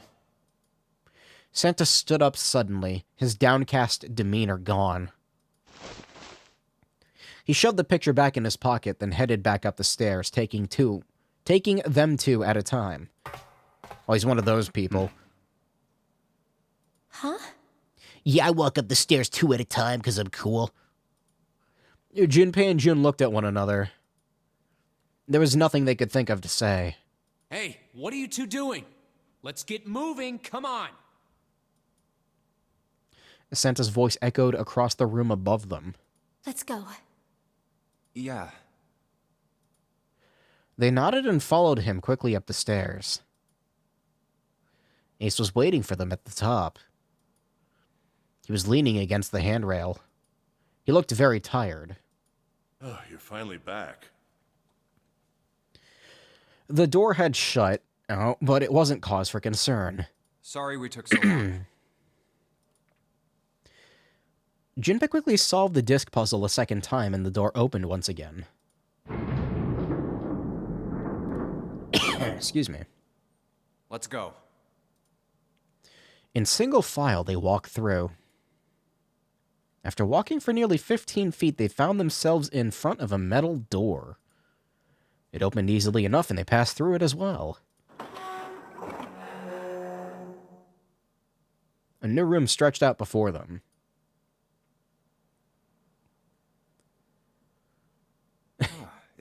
Is this a warehouse? There, Ace used some sort of gun-looking object to wedge the door open, keeping it open. No, I believe this is the cargo room. This must be where they store all of this vessel's freight. There are wooden crates everywhere. I wonder how old they are. Junpei, Ace, and June had stopped unconsciously, pausing to take in their new surroundings. Santa's voice broke through their momentary trance. Well, we probably ought to start with finding the exit, right? Let's get going.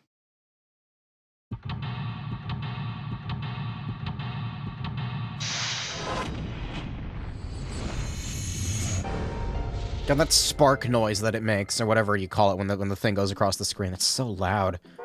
Alright, bunch of bags. Wonder what's in them. What? The fuck? A card with Seven's face printed on it? What? What's that? It's a card. Is it a TurboGrafx 16 card? Hue card? It has a headshot on it. A headshot? Yeah. I'm not really sure what purpose this could possibly serve. Nothing in the bag. What?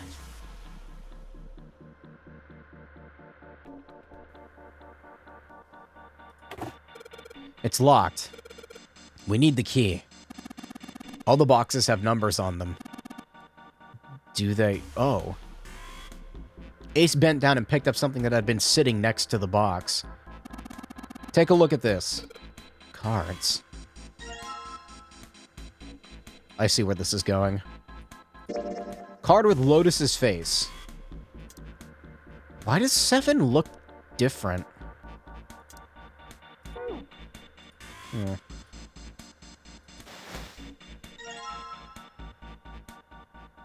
Are these, like, alternative artworks? What's going on there? Yeah. This guy sucks. He also exploded, so I guess he got what was coming to him. This guy. It's the 9th man. He is the first victim of this nonary game. Actually, come to think of it, he was acting pretty weird. I wonder what his deal was. He's crazy? I don't know. There's the clove. Clover's card. You know, looking at this photo, she's kind of cute, isn't she? Uh-oh. Huh? What's up? Oh, nothing. Nothing at all. Why does her smile make me feel cold? This does feel like a dance club song. The guy on this card is one good-looking son of a bitch. Way more class than that other chump. What's that supposed to mean? Huh? What's your problem? I didn't say I meant you, did I? Shit. Picture of Lotus. Her hair is ridiculous. It's like clay or something. What? Says the pot to the kettle. I think those are called braids.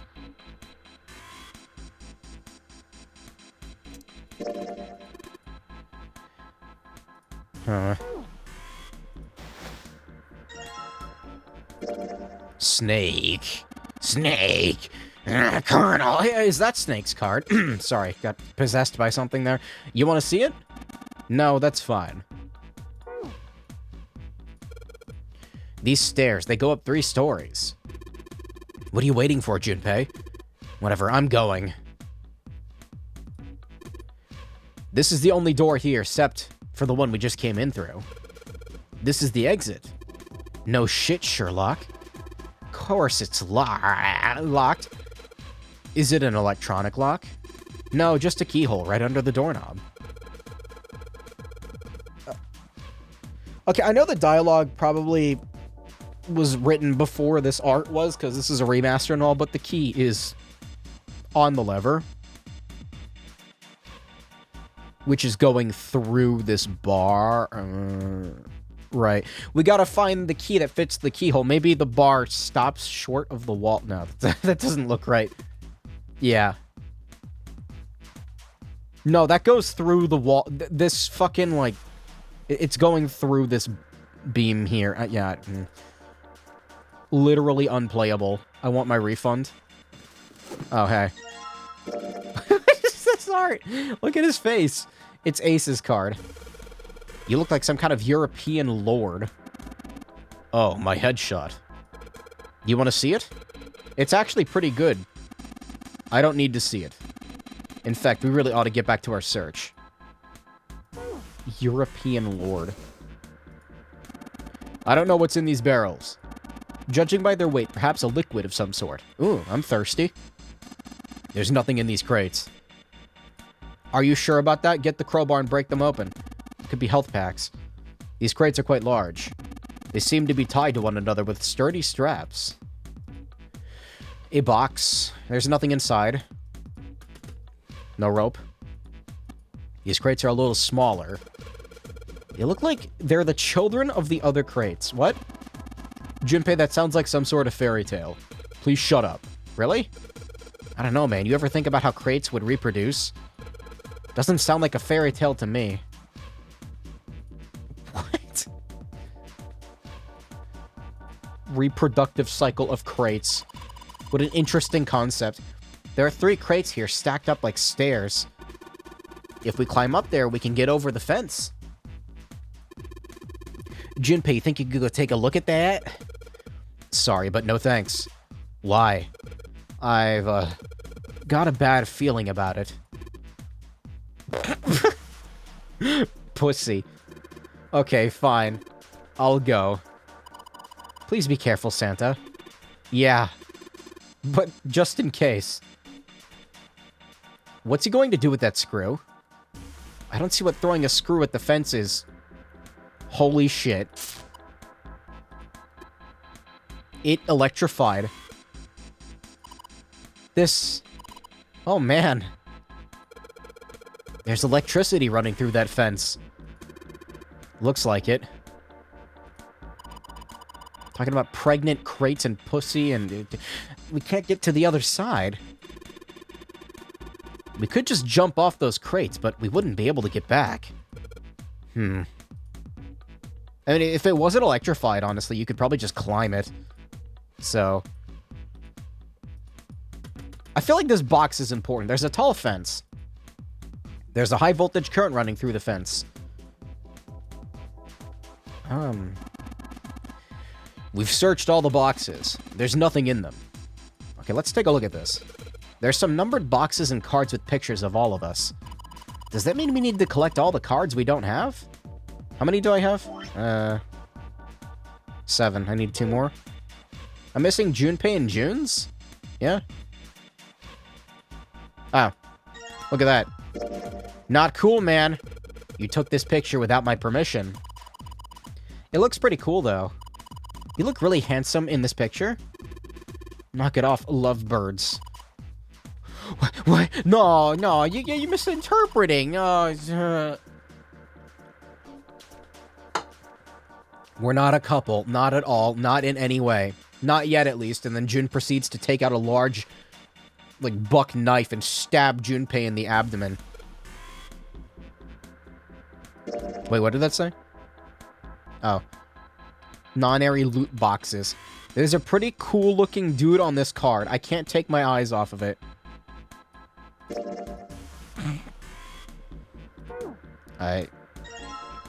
What is this alternative art? I kind of like it. It's crunchier. This must be... Oh, no. Don't look at it. I'm not cute at all, and I'm not photogenic. I don't look sexy either. Next to Clover, my skin looks gross. I'm not sexy like Lotus. Right. I know guys go for women who look like Lotus, but I'm trying to. I'm doing the best I can. She's getting all defensive. Please don't call me a board or a trash can or a cutting board. Oh, God. Wait a minute. I haven't said anything, have I? She's not flat, is she? I don't know. There's nothing in here.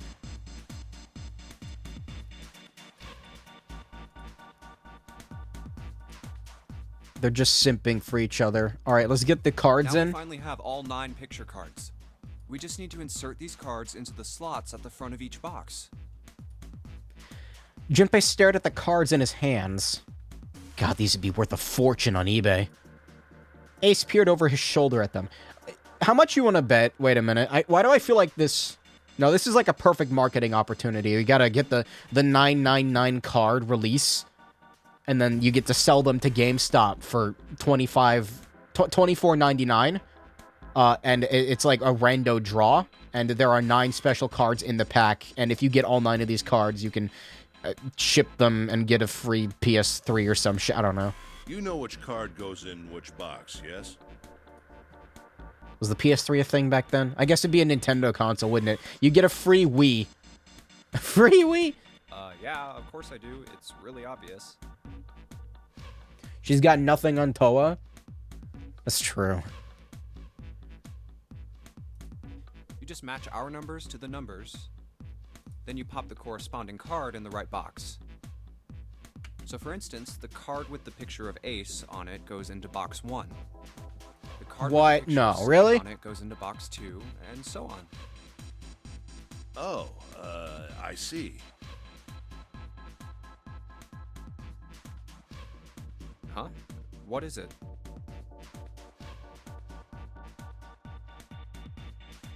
Toa got it all in the hips. Did she? I don't even remember.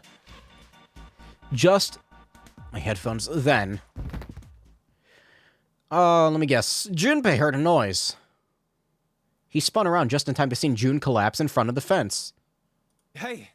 June, are you okay? She did not respond.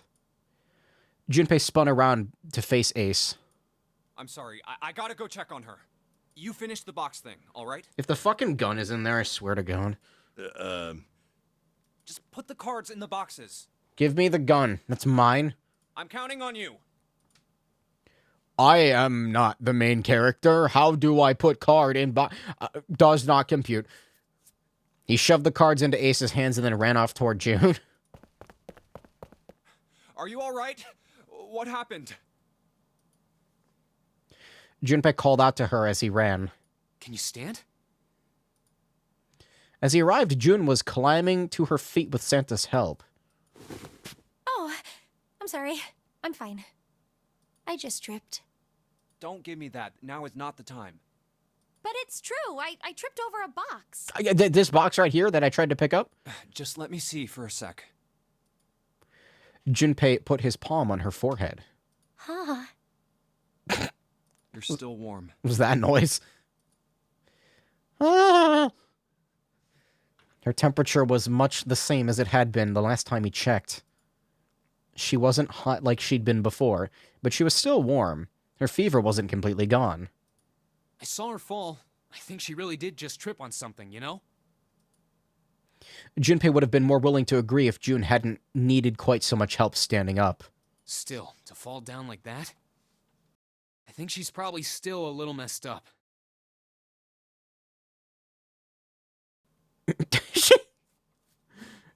Okay, I'm ignoring the text. I just think she found that, like, she liked what he said there. June was doing her best to busy herself brushing dust off her dress. Her smile looked a little embarrassed and her face was a bit flushed. I just tripped over this gun thing. By the way, here you go, Santa. Surely you need this gun, yes? She did look a great deal better than she had. Still. All right, well, let's just get out of here as fast as we can so we can get you to a hospital. Oh, I don't think it's anything that serious. I just need a little medicine and some sleep, and I'll be fine. Medicine. Medicine, huh? Well, if we could get in touch with anyone outside, I'll bet Ace could swing that for you easy. Ace? Why? Huh? Don't you know? He's the president of a pharmaceutical company. Okay. Hold on a second. That's bad. If the fucking gun is in that chest, oh, he's gonna... oh, no. Uh-oh. Cradle Pharmaceuticals is the name, I think. Their flagship product is an anesthetic drug called Soparil. That's bad. Soparil. Soparil. Soparil, this dick. I mean, what? I've heard of that before somewhere. This is bad. Junpei couldn't shake the feeling that he'd heard about Soparil before. Santa continued. Morphogenic field. It's an anesthetic that's a gas at room temperature. A lot like how nitrous oxide is. It takes only a few seconds to spread, and even a small amount is very effective. A bunch of countries quickly accepted it for widespread use within their police and military forces. Why does this syringe bother me? It's got no, like, thing to put your fingers through. The needle is offset. What's that plunger? I don't like this. It was an effective crowd suppressant and room clearer. It was practical, ethical, and the humane nature of it made it the ideal drug. It's been around for about 6 years. They developed it from the extracts of several different roots. Why was he dead?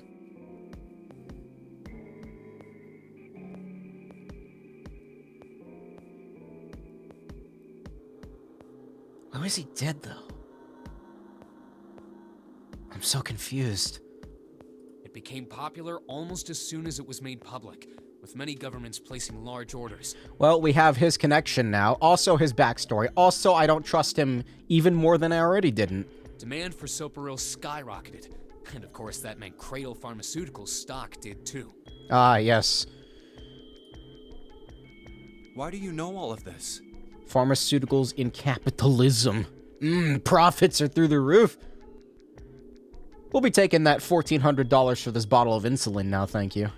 Santa's information was interesting, but Junpei couldn't help but feel a little suspicious. Santa's reply was blunt and simple. I heard it from the old man himself. From Ace? When? By the number 4 door at the central stairway, when we were searching the second-class room. Remember how Snake, Seven, and you went to door 5? It was back then. I asked him what he did for a living, and he said he ran his own company. After that, we just started talking, and I guess it just came up, you know? Huh. Are you worried about something? No, nothing. Yes. I mean, no. Do we have a gun? As he spoke, Junpei looked over toward Ace. Not main character. Solving puzzle as not main character. It's not How cards in hand. 1, 2, 3. No, not main character. Can't solve. Not main character. He seemed to be having difficulty with the 9 boxes. What the hell is he doing? He turned back to June and Santa. June, don't push yourself, all right? Not main character.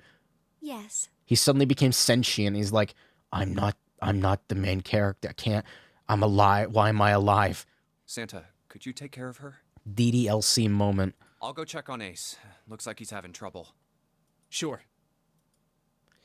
He gave them both a short nod, then turned and headed toward Ace. What are you doing? Ace's back was to him as Junpei approached.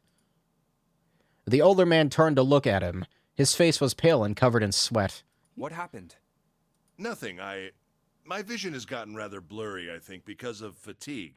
I can't see very well at the moment. When's he gonna pull the gun on me? What can't you see well? These pictures. No, he's bullshitting me. Ace, if I open these and there's an empty box, I swear to God. Ace held the cards out to Junpei, splayed out in the shape of a fan. I hate that word for some reason, splayed. I don't care to admit it, but I may be developing presbyopia. Oh, yep, I'm looking that up now before the game can explain it to me so that I can... I don't know.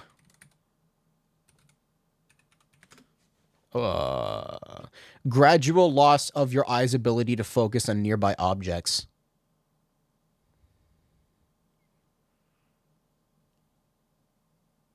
So that's me? Yeah, it's me. Growing old is a difficult thing. Mansplaining. Mansplaining.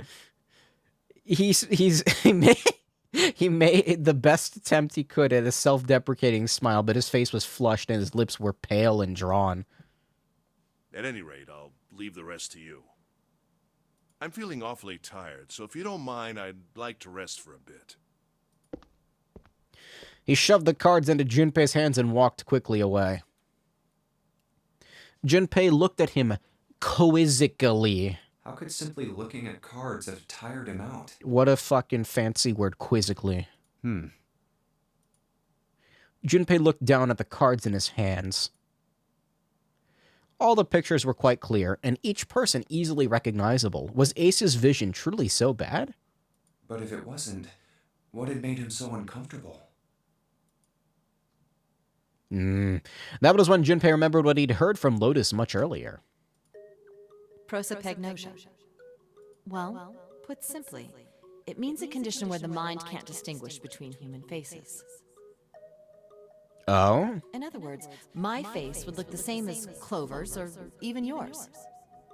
So they can't remember faces, which is how most people recognize each other. That means that people with prosopagnosia have trouble recognizing even people they're close to. Maybe he's got prosopagnosia? Junpei took another look at Ace.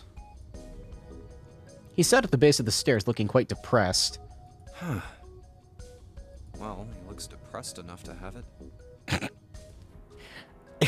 I'm sorry, I don't know why I laughed at that. If he really did have prosopagnosia, there was no doubt it was depressing and painful. A depressing and painful experience. Still, Junpei didn't feel like patting him on the shoulder and telling him everything would be alright would help that much. Still, Junpei felt perhaps it was best he kept Ace's condition to himself, at least for the time being. Oh well.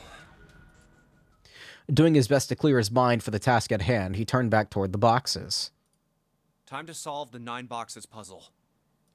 Is it really just a like you just put the cards in? Maybe it's not. Maybe there's a puzzle. 9 cards with pictures and 9 boxes. Junpei stared at them for a moment and then began. Ace's card is in box 1, Snake's is in number 2. I just need to do the same for the rest. And finally, the 9th man's card into box 9. See, I would feel bad for Ace, like, if he actually did have that, but, well, not feel bad, but, like, understanding, I guess. He's not a real person, you know, but, like, I'd be like, oh, that sucks. But no, he's, like, the head of a super shady pharmaceutical firm or whatever, so I don't know if I feel bad for him. Maybe. One of these better not be empty. All 9 box lids opened at once. Yeah, oh, they opened. He peered inside. What the? In each box was a single pin. 9 pins? They looked a little like sewing pins, but much thicker.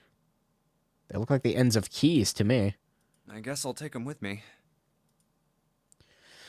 Junpei collected them all quickly and shoved them into his pocket. Don't trip. I like this model. That's neat. Neat use of 3D. They look like the kind of pins you use for sewing. There are 9 of them in total, and they each have numbers on them. They run from 1 through 9. That is not what I was expecting. No gun yet. Where's my gun? Where am I? A good chunk of the way through.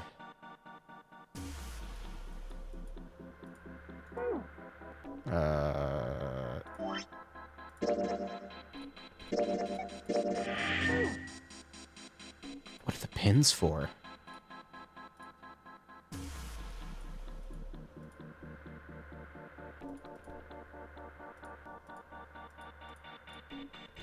What else could I interact with?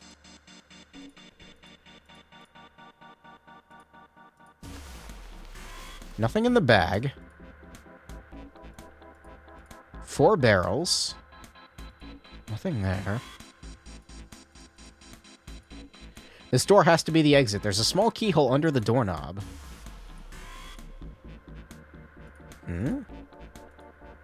Oh. Okay, there we go. There are several lights here with the numbers 1 through 9. Only the light with a 9 is lit. There are 6 holes here. It looks like the pins I just found would be a perfect fit for them. The ones you find in the 9 boxes, right? Why don't you try it? Let's see what happens. I think 2, 4, and 6 should go here at the top part, and 3, 5, and 7 on the bottom part. Well, some of them lit up. Yeah, 3 and 6. Wonder if there's some kind of rule that determines which lights go on. When I put the 2 and 4 and the 6 pins on the top part, and the 3, 5, and 7 pins on the bottom. You think maybe it's the digital root? What? The digital root? 2, 4 plus 6 equals 12. Digital root of 12 is 3. Therefore, light 3 turns on. 3, 5, and 7 equals 15. That's 6. Therefore, the light 6 turns on. Makes sense, right? I see. The light that matched the digital root of the pins inserted on the top and lower parts will still light up. That's how it works. I'm out of drink. Well, that drink. I have another one.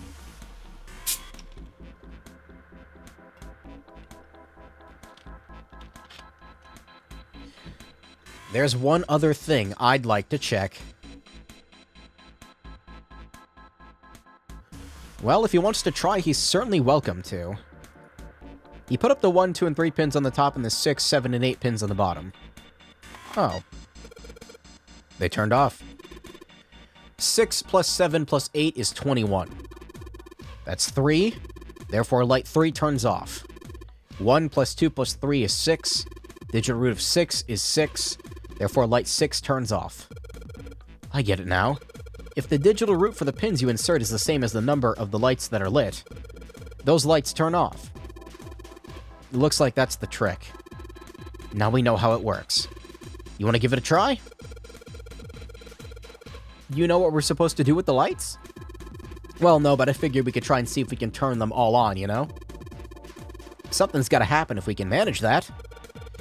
Turn on the lights, huh? Oh, no. Let's make sure we know how this works, all right? Pick one of the 6 holes. Then put one of the pins in your hand and insert it into the hole. Keep it up until all 6 of the holes are filled. Fill the hole filler. Correspond to the digital roots of the pins, and the upper and lower parts will turn on. If the digital root corresponds to a light that's already on, the light will be turned off. Okay, turn all the lights on. Oh dear. Oh no. So, wait, so when I take them out, they're going to stay lit? So... 8? No. 7. And 1 and 2. That's 1. And then 2 would be...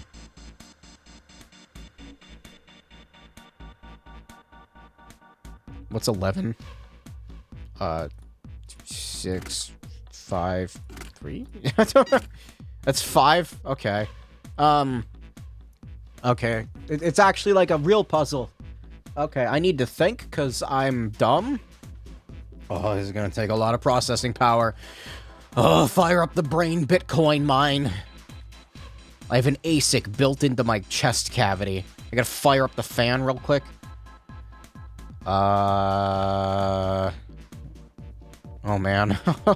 Oh, I'm bad at video games. 2? What would be 2? Oh, no. 11. How do I get 11? Oh, shit. What's 11? Be, 8, and then... 2 and 1? And then what else can I make? Can I make 3? What would be 3? 12. Want to make 12? 5...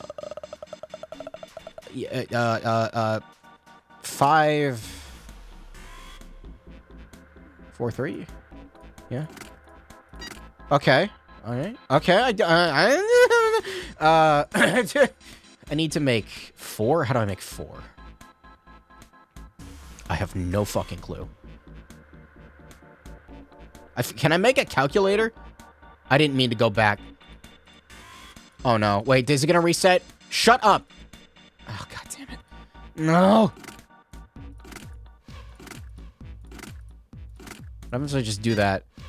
Nothing, okay. God damn it!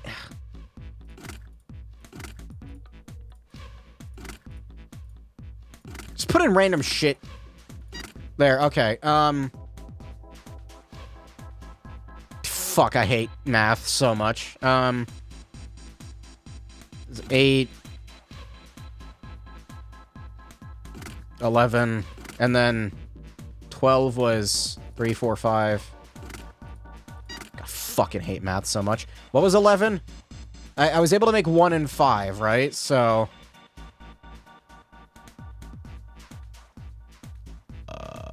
wow, I'm fucking terrible at this. It was 7? 1 and 2, right? No, that's 9.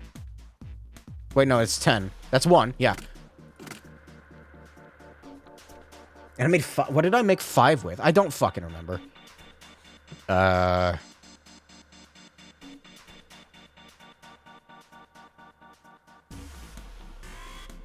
It was...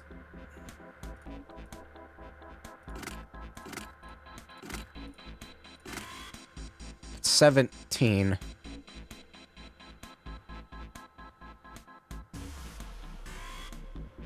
That'd be 4. Wait. It'd be 5. Okay. Okay. 7 and 8. Doing a lot of, like, the counting on my finger things, you know? How do I get 7? 7.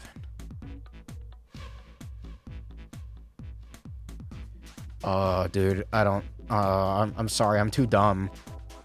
No, I'm not. No, I'm not. I'm not too dumb. No, I'm not. I'm just kind of slow, okay? But math is not my strong suit, alright?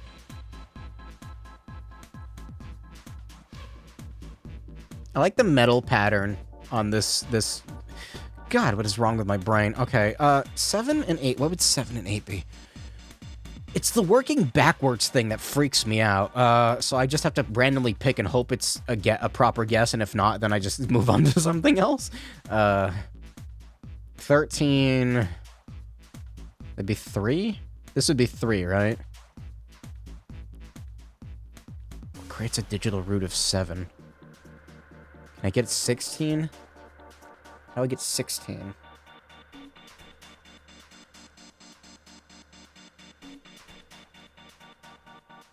178. That's 16. That's 7. And then for 8, how do I get 8?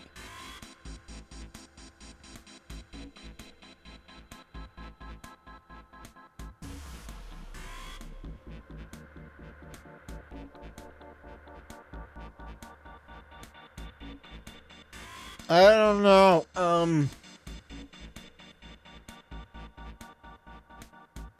No, I can do this differently. Hold on a minute.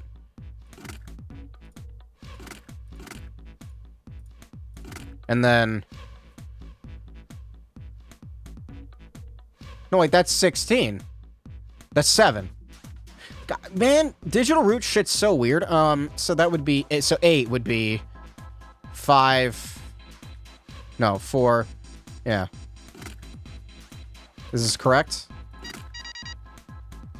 Hey, look at that. F. Excuse me, I didn't do that badly. God. It just took me a minute, okay? All the lights are on and the shutters opened up. Piss off. Does that mean we gotta do it again? And I thought I was doing so well. We've got 9 holes. And there's an F above them. I didn't do that badly. I don't know what the F means, but I do know one thing. What's that? This time there are 9 holes. We need to insert 9 pins. Man, that's boring. Why don't you just try it, alright? So... What's F? That's value 16? What am I looking at here? Is that 16? 6 past 9. 15. 10's value is 16. So it's wait. Just put them in and see what happens. I'm not really sure what this cross pattern is supposed to be.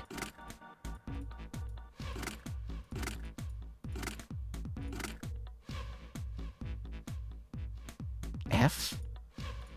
What? What am I looking at? You think maybe F means 15? Because I was right there, but what? What's the cross pattern mean? 15 is base 10. Yes, I know that. That's gotta be it. I know that, but like, what's with the cross pattern?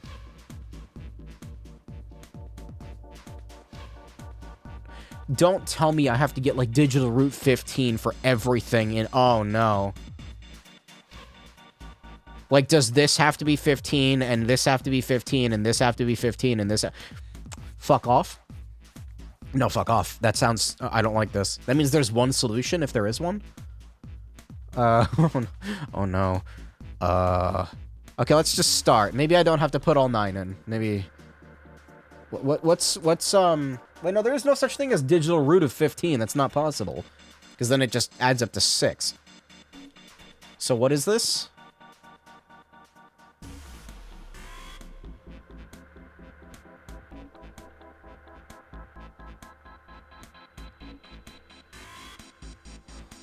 What if I just...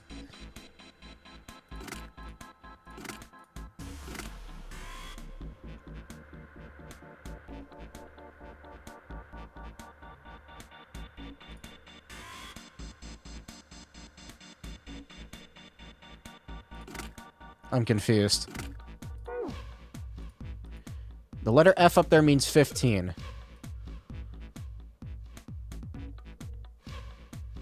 I feel like I'm overthinking this.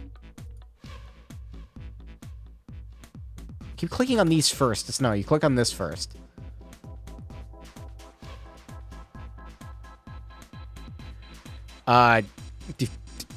One... 5... 50... I don't know. Every line of 3 pins needs to add up to 15. So I was right. So okay, so I was right. It doesn't have to add to digital root. It has to add up to 15. Fuck this. Okay, this pisses me off.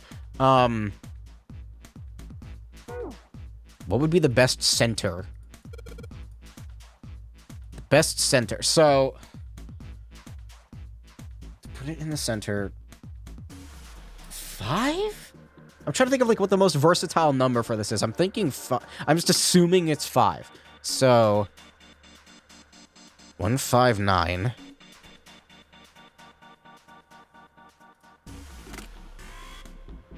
That's 15. And then, excuse me.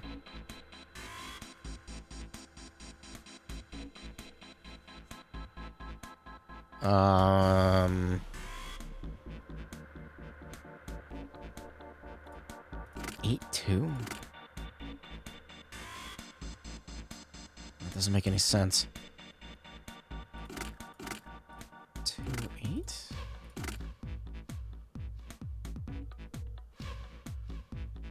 Nine. 6. That doesn't make any sense.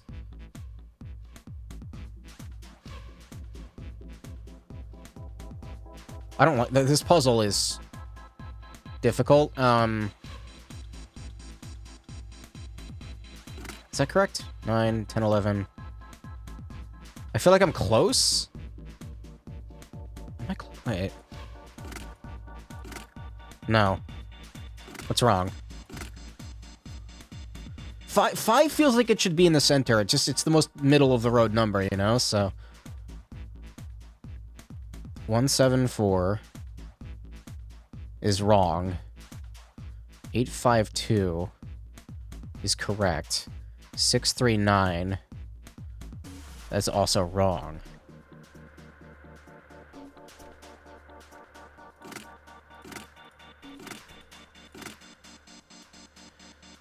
I can't visualize this in my head. I have to actually, like, put it down physically. If I had these in front of me physically, this would be easier. So, 9...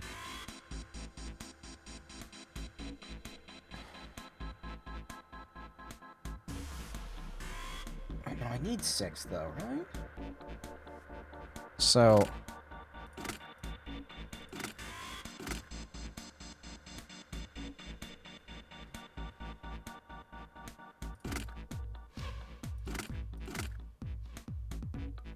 No. It's not 6.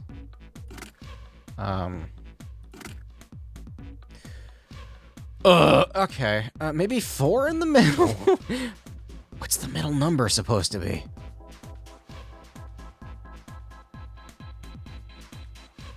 $852. I think I'm overthinking. No, there's no way I'm overthinking this, right? Surely not.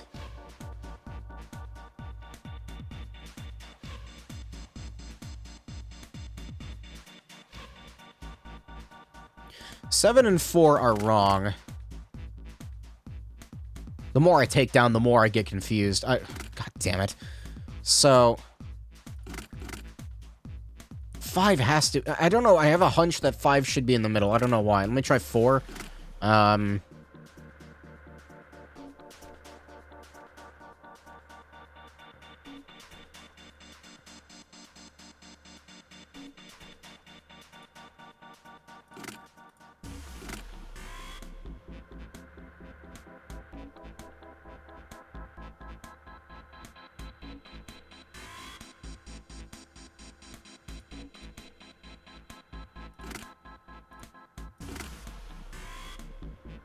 No, 2.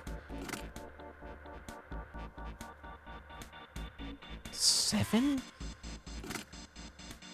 That's wrong. That's also wrong. What the fuck?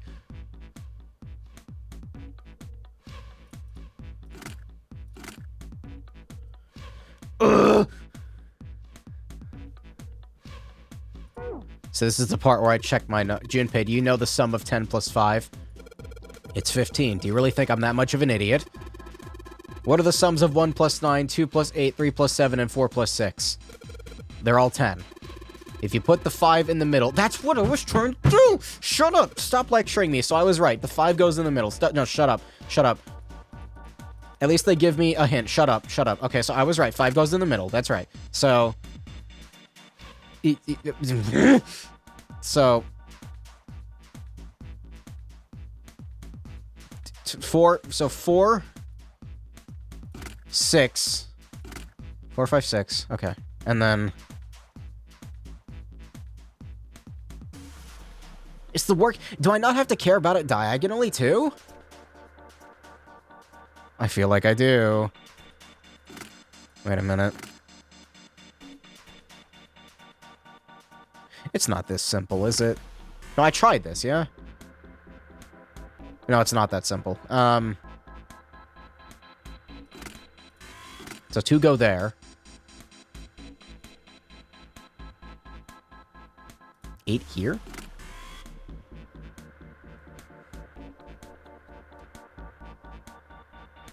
Wait, but then 6 would have to go here. Oh, god damn it.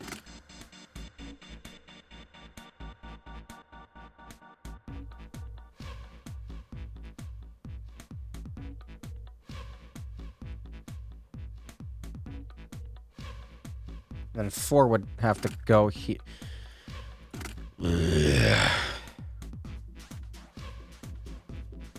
That's correct. That's 5, 6.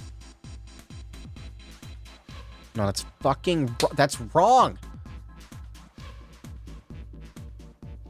Oh, this is wrong.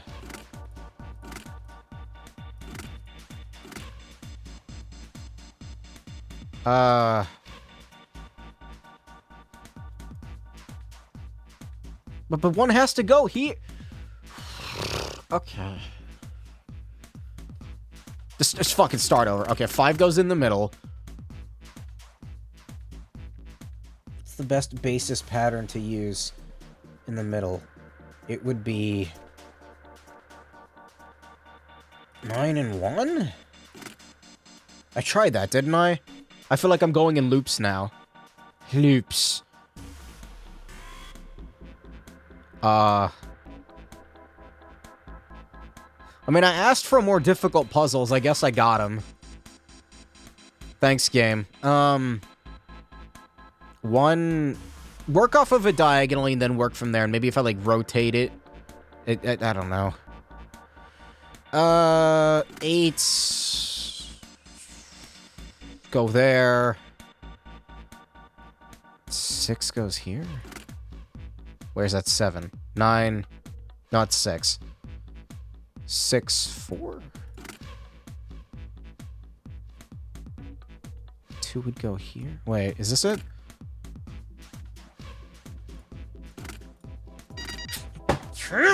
Thank you! Thank you! I had like a moment. Oh, there we go. All the pins inserted.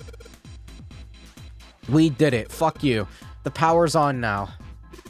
It looks like there's electricity going to the monitor on top now. Let's see if we can activate the device on the top. It's legitimately, like, actually made me think puzzle. How dare you? A green button and a red button and a lever. I wonder what these do. I think this might help.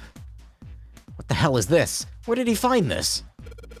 I don't know how long that took me to solve. I apologize for my idiocy. What is that?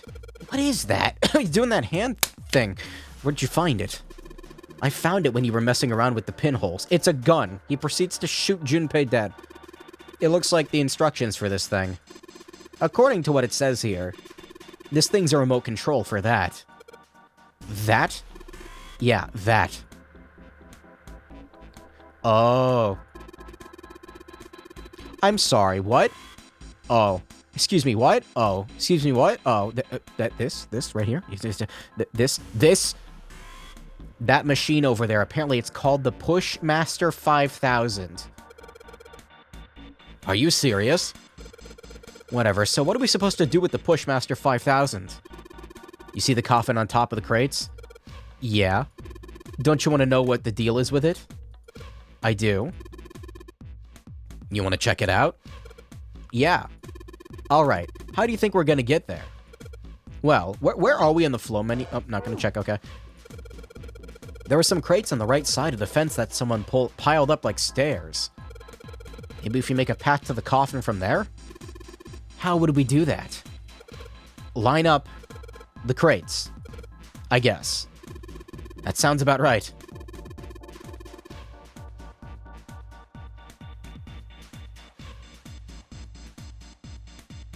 Excuse me. I guess this is just another one of Zero's puzzles. Yeah. Let's give it a shot. It looks like the Pushmaster 5000 runs off of battery. So, to keep it from using up its energy too fast, it's been programmed so that it'll only start moving once its path has been completely programmed in. I'll keep that in mind. Another puzzle? Oh no. The monitor on the top shows a down view of where we can move the machine. Once I want to send my orders to the Pushmaster, I just pull the lever. How do I send my orders? That's the reset button. Okay. Okay, click on the lever. Sure thing. Keep in mind that there's a limit on the battery, alright? The battery dies after 50 moves. 50?! That's what it says in the manual. 50 moves, huh? Keep in mind that the Pushmaster 5000 can't move the heavy metal crates, okay? What do you mean 50? When a square adjacent to the Pushmaster 5000 is clicked, the Pushmaster 5000 will move to that square. If there's a crate in that way, the Pushmaster will push it up to a single crate. Move the crates approximately and efficiently and fill the yellow areas. What do you mean oh my god, it's a sliding puzzle. Oh no. Oh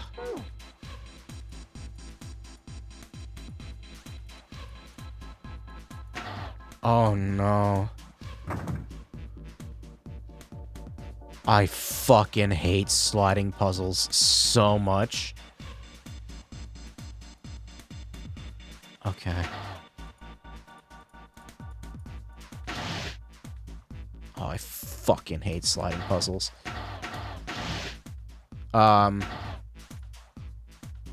Wait, how do I get the... What? How do I get this to go down? Oh, I see. I need to build a bridge. So, I fucking hate sliding puzzles. God,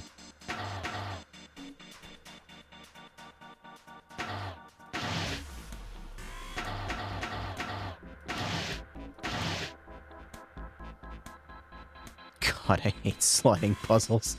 I hate them so much.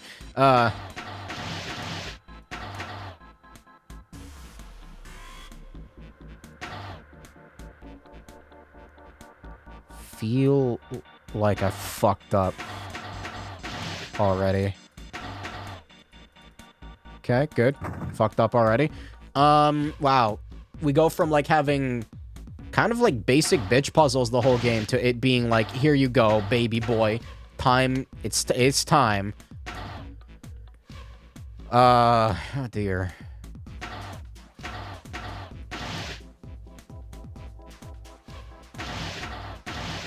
Well,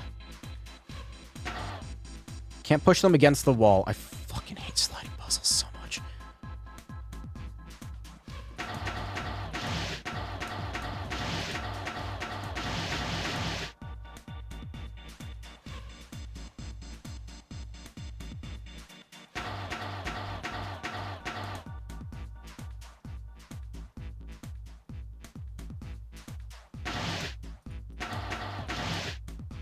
Shit. That's wrong. Wait.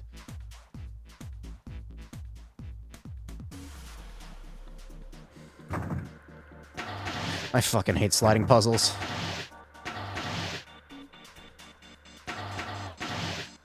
And then... Oh, I already messed up. Wait, how did I can't push it down.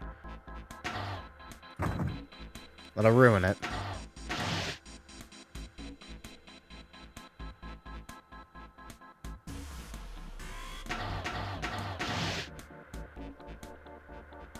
So I'm not talking much, I'm thinking. Yeah, with the brain meat that I don't have much left of.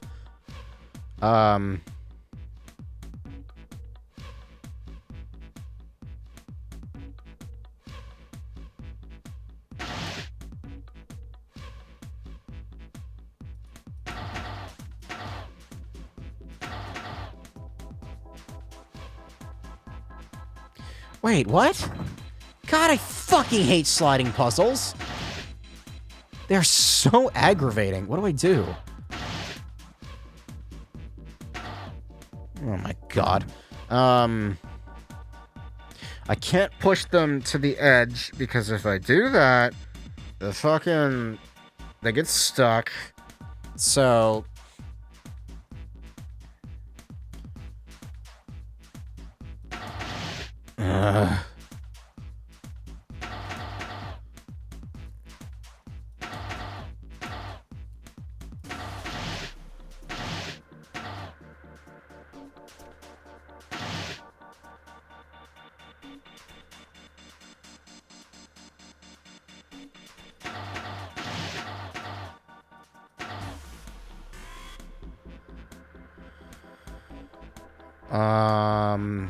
No.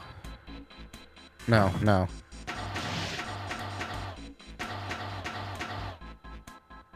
But it gets stuck there. I need to get a crate here first. How do I do that?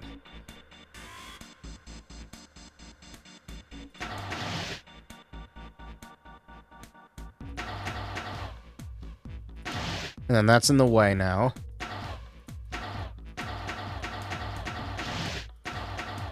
Okay.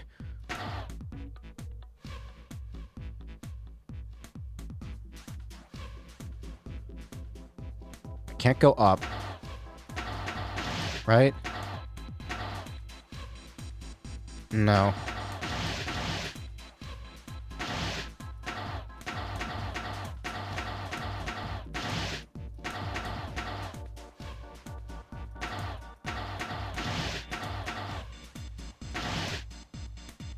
I'm already out of move. Fuck, I hate sliding puzzles. They piss me off so much. What did I do? How did I do that before? How did I do it before? I already forgot.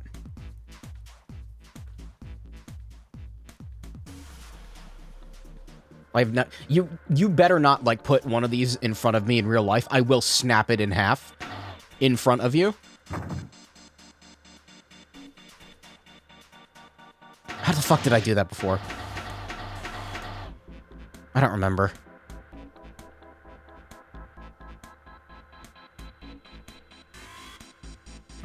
What did I do?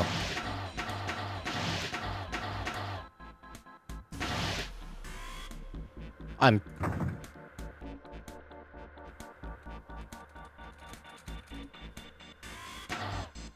Not what I meant to do. Go away! The name makes me think I can only push stuff. Maybe I can push one box at a time because it doesn't have enough power for more.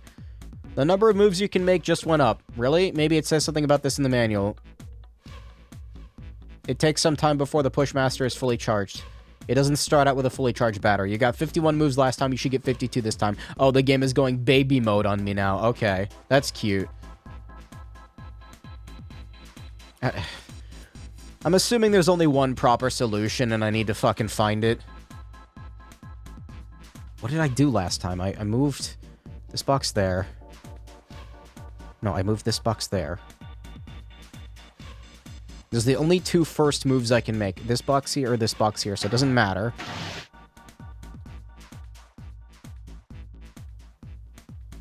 And then from here, it was... What the fuck was it? What did I do?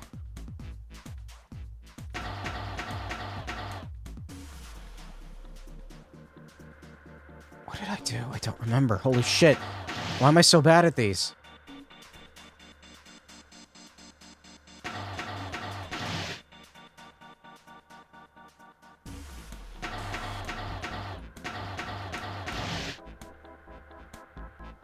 I already fucked up. Did I go from above? It doesn't matter. Yes, it does.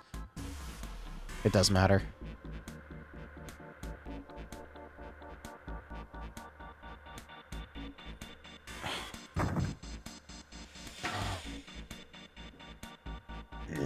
Alright.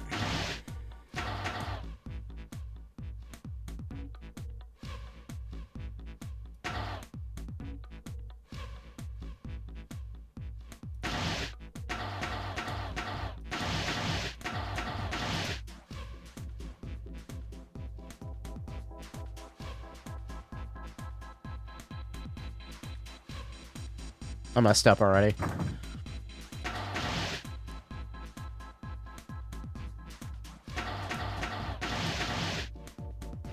I messed up again.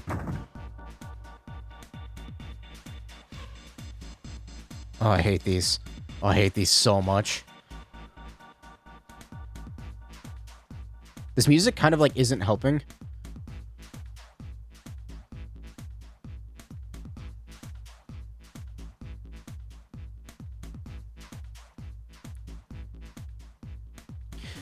I don't know what it is about sliding puzzles. My brain just shuts down when I look at them.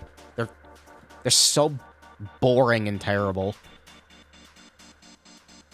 I'm trying to use my fan as a footrest, but I can't because it's freaking broken.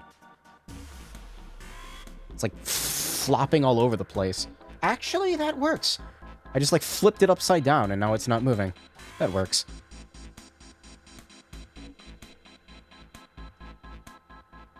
I had something going earlier and I forgot what it was. If you look real closely, you can see the gears buffering. You can see them turning very, very slowly.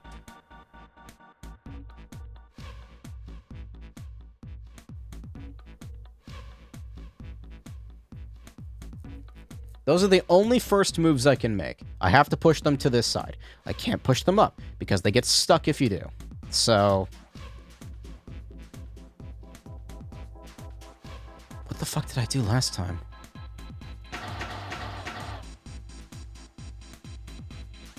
I don't remember? How did I do that and not remember what it was?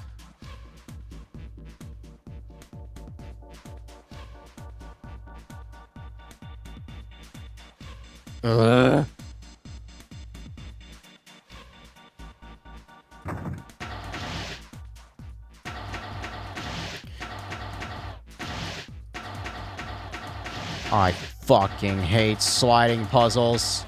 Oh, hey, look. Dead end. Again.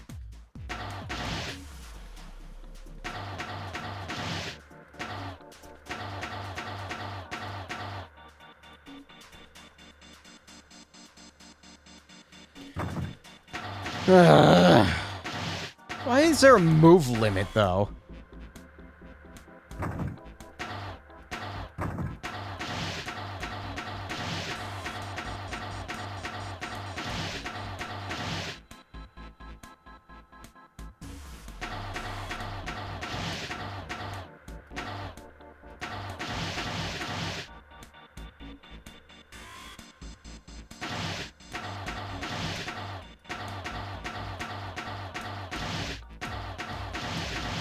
I'm gonna pretend like I understood how I did that.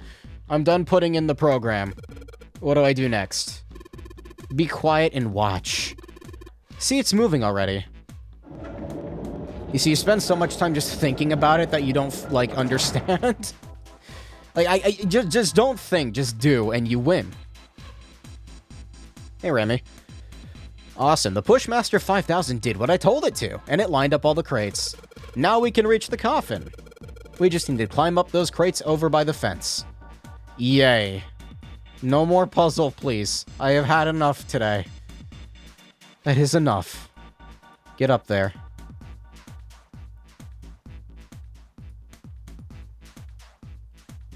Mummy? Mummy?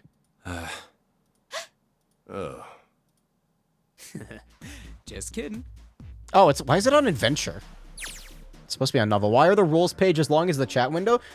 Because there's a lot of rules. Don't worry, they're not that complex. A quick skim is probably good enough. He smirked heartily at his own joke. Really? Junpei grumbled and shook his head. Whatever. Just open it. Okay. Junpei resisted the urge to remind Santa that he would have to open it a long time ago. Had it open a long time ago if Santa hadn't interrupted, and quickly threw off the lid to the coffin. Why did it make like a stock door opening noise? They peered inside. Oh, there's the gun. Mine. You give the gun to me. My gun. My gun. Contrary to what they'd expected, the inside of the coffin was quite large. It was mostly empty, but not completely so. There's also a key. Laying on the bottom was a rusty key. A small key and A gun. Next to the key. a gun? Wow, hopefully nothing bad happens with that. I don't remember it being like that last time I was here. Probably 2018 or 19. How you been? I've been good. Decent. Stuck in my house for the past 2 years. I mean, I'm fine. Yum. Apocalypse. No, it's been good. It's been good. Yeah, a revolver. As time goes on, you gotta update them rules. What do the rules even say? I haven't looked at it in a while. There probably are a couple things I could shorten or remove. Except for the RP thing. Don't roleplay in my chat. It looks pretty old. Please don't roleplay in my chat. I wonder if this is a replica. No. Wait, is it? Ooh, that'd be interesting. Junpei reached down and slowly and cautiously picked up the revolver. Do people do that? That's not real? Oh, you'd be surprised. In his hand, it felt heavy. This thing is... Okay, see, let me give some insight as to why the rule for not role-playing is there. Here's the thing. It's not that I dislike it or anything, it's just very awkward. Like, I'm not... What do you want me to say to you? Like, you show up and you start, like, role-playing as your persona or something. I'm not saying that that specifically has happened, but just as an example. Like, I don't know what to say to you. Like, it's kind of awkward, I guess. And it kind of, like, it murders whatever conversation I was talking about earlier, so... Like, if I was talking about something and then somebody shows up, they go ooh in my chat, and they're like, whoa, what's going on? I don't know what to say to you. He checked the cylinder. There were 6 bullets. Oh, it is a real gun. Are these real bullets? Fire one and find out. Oh, wait, no, that's right. He did fire one earlier at the floor. That's right. The barrel was rifled, and nothing seemed to be blocking it. As Ace had said, the gun was very old. However, it appeared to have been well maintained. If it was a real gun, Junpei thought it would most likely function perfectly. It's so fancy looking. If it was real. Oh, if this is real? Oh. Holding the gun made Junpei feel unpleasant. Carefully, he placed it back in the coffin. You're not gonna take it? Of course not. All something like this is gonna do is cause more trouble. Don't do the thing where he's gonna be like, fine, I'll take it then, LOL. No. It's a powerful weapon that gives one person a huge advantage. Something like that would be way too dangerous to have around. We're in enough danger already. Junpei, you fucking moron. Yeah, I suppose you're right. Oh my god. Maybe Zero put this gun here, hoping that something like that might happen. In other words, maybe he put it here to make us fight each other. You know what, June? You should take it. In that case, we should most certainly leave it here. I, for one, have no desire to let Zero control me. Me neither. The others nodded. They had no desire to be under Zero's control either. Okay, we've got that figured out. But you aren't gonna leave that key in there, are you? You should probably take the key. Of course not. We'll take that with us. Who's gonna swipe the gun? Somebody's gonna do it. I'm thinking probably Pharmaceutical Man from Pharmaceutical Land. Junpei picked up the rusty key and slid the top of the coffin back into place, the gun back where they had found it. Oh, maybe not. That's probably good. What is the key for? A rusty key. It's probably just to get out of here? Yeah. So is nobody gonna get the gun? I think I'm okay with that. Door is here. Let's put the key in here, and it sounds like that did it. Yay. Looks like it's open, Yumpy. I see. This key should open this door. What are you waiting for? Let's go. Get in there. It's opening.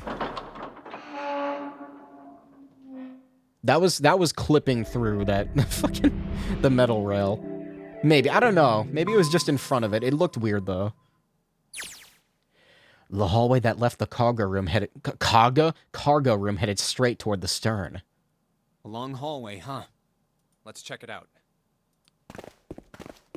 Junpei and the other 3 proceeded down it silently.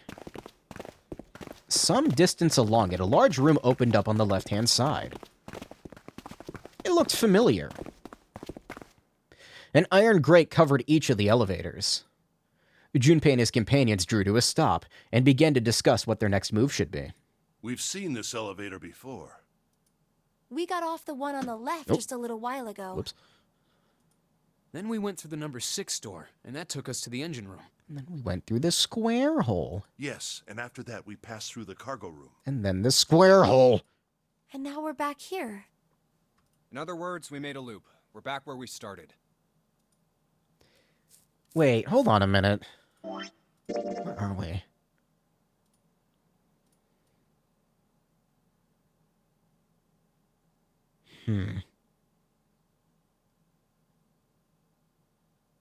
How much time is left in this game? It might seem like a fucked up place to leave off, but... Here's the thing, I don't have a lot of time left to stream tonight. It's kind of late for me, so... Let me think about this. I've been live for over 3 hours, so... Ah, shit.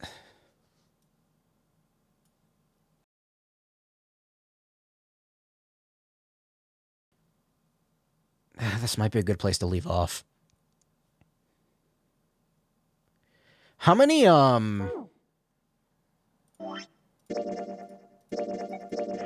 There's still 4 endings I haven't seen. I'll go for a few minutes more. There's probably if there's 4 endings, there's probably a decent amount that I haven't seen yet. I'll get to, let me get to this. When I make a decision, then I'll save. We needed a card to get to this point. I don't see a card reader here. Perhaps we aren't able to activate it from this location. Why don't you just try pushing the button? Yeah. Gently, he pushed the triangular button on the wall. A moment passed. Again with that sun symbol. What is that? It works.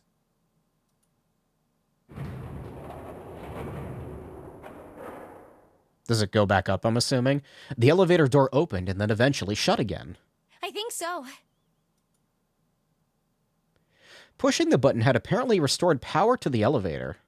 Good. Now we can go back if we need to. What do we do? Should we return to C deck? No, this hallway keeps going. Even if we do end up going back, I think we should see what's down there first. I agree. Let's go. Their decision made, Junpei and his companions left the elevators behind and continued down the hallway. Sometime later... Looks like it ends here. Santa, who had been walking several paces in front of the rest, suddenly stopped. Only one door. Dur. They searched around just in case. There isn't anything else. It's the only way to go. It was the door or nothing. All right, let's open it. An unlabeled door? Junpei took a deep breath, readied himself, and then grabbed the doorknob and pulled the door open. What is this?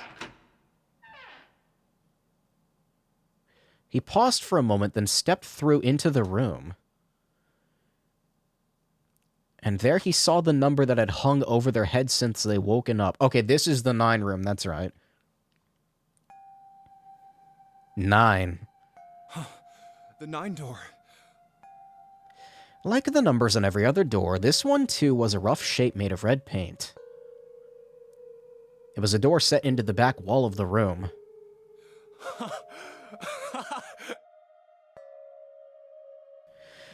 Junpei leapt toward it with a sudden burst of hopeful energy. It was a large double door, heavy and full of solemn importance. He grabbed the door handle and shook. Of course it wouldn't be that easy. The red sat on the wall next to the door. Displayed on it... Vacant. Huh. Yep, vacant. We finally found it. Vacant. We finally found it. Junpei felt himself overwhelmed by a torrent of emotion. At last they'd found the exit, but cold gripped his heart, and he knew all too well why. As he stood frozen, unsure of what to think or feel... Jumpy! Jumpy? Huh? Look! Behind you! He spun around and couldn't believe what he saw. What? Oh no, there are two of A them. 9 door. This is getting out of hand. There's another one. Ugh. Fucking armrest. That coffin is still there. Why? Junpei's voice was barely audible even to himself. He stumbled toward the second door as if somehow compelled. It was a small single door. It sat in the starboard corner of the room, on the same wall as if the door they'd entered from, but the opposite corner. It's 9, no matter how you look at it. The red is there too. So this is a real one? You know, one other thing that I don't fully understand is why are the 9 doors down here? Wait, no, I guess they're up further. Wait, where are we? What floor are we on? C? I don't know. You'd think that they'd be on the top floor of the ship, though, right? Because that's how you get to the surface of the ship. Junpei shook the door handle pointlessly and muttered to himself. Why? Why the hell are there 2 doors? Well, you see, Junpei, if Snake was around, then we could all go through them. But that isn't happening. It was Santa who answered. There were always 2 doors. I mean, if you think about it, Zero never actually said there was only one door with a 9 on it. It is hidden, but an exit can be found. Seek a way out. Seek a door that carries a 9. Of course, we just assumed that there was only one. After all, why would there be more than one? Oh, man. We fell for it. There are 2 doors. That means that all 9 people who had met at the central staircase could escape. No one would be left behind. Now it makes sense why the bracelets are numbers. 1 through 9. Divided into teams of 4 and 5 people. What? No. The digital root of both teams ends up being 9. Take 1, 2, 7, 8, and 3, 4, 5, 6, 9, for example. The digital root for both teams would be 9. Yeah, Mr. 9-Man got himself exploded, so... 2, 3, 4, 9, and 1, 5, 6, 7, 8. The digital root is still 9. There are a bunch of combinations that work, and they all end up the same way. If one team has the digital root of 9, so would the other one. What does that mean? The answer's simple. From the very beginning, the Nonary game was designed to save all 9 people. That's how it was meant to be. Zero didn't lie. He never said there'd be only one 9 door. But anyone who'd found themselves in the game would have assumed that was the case. Fights would have broken out. One team would likely betray or deceive the other. Someone might be hurt. Someone might get killed. But eventually, they'd reach this very same room and realize how pointless all their infighting was. There were 2 doors. There was no need to kill each other. They'd understand and be appalled, overwhelmed with guilt at what they'd done. This game was designed for that purpose. Nah. This Nonary game. We were all arguing and fighting over doors at the beginning. But if there had been one slip-up, one tiny mistake that led to more, everything could have been so much worse now. The thought of it sent a chill down his spine. So, what are we going to do, Junpei?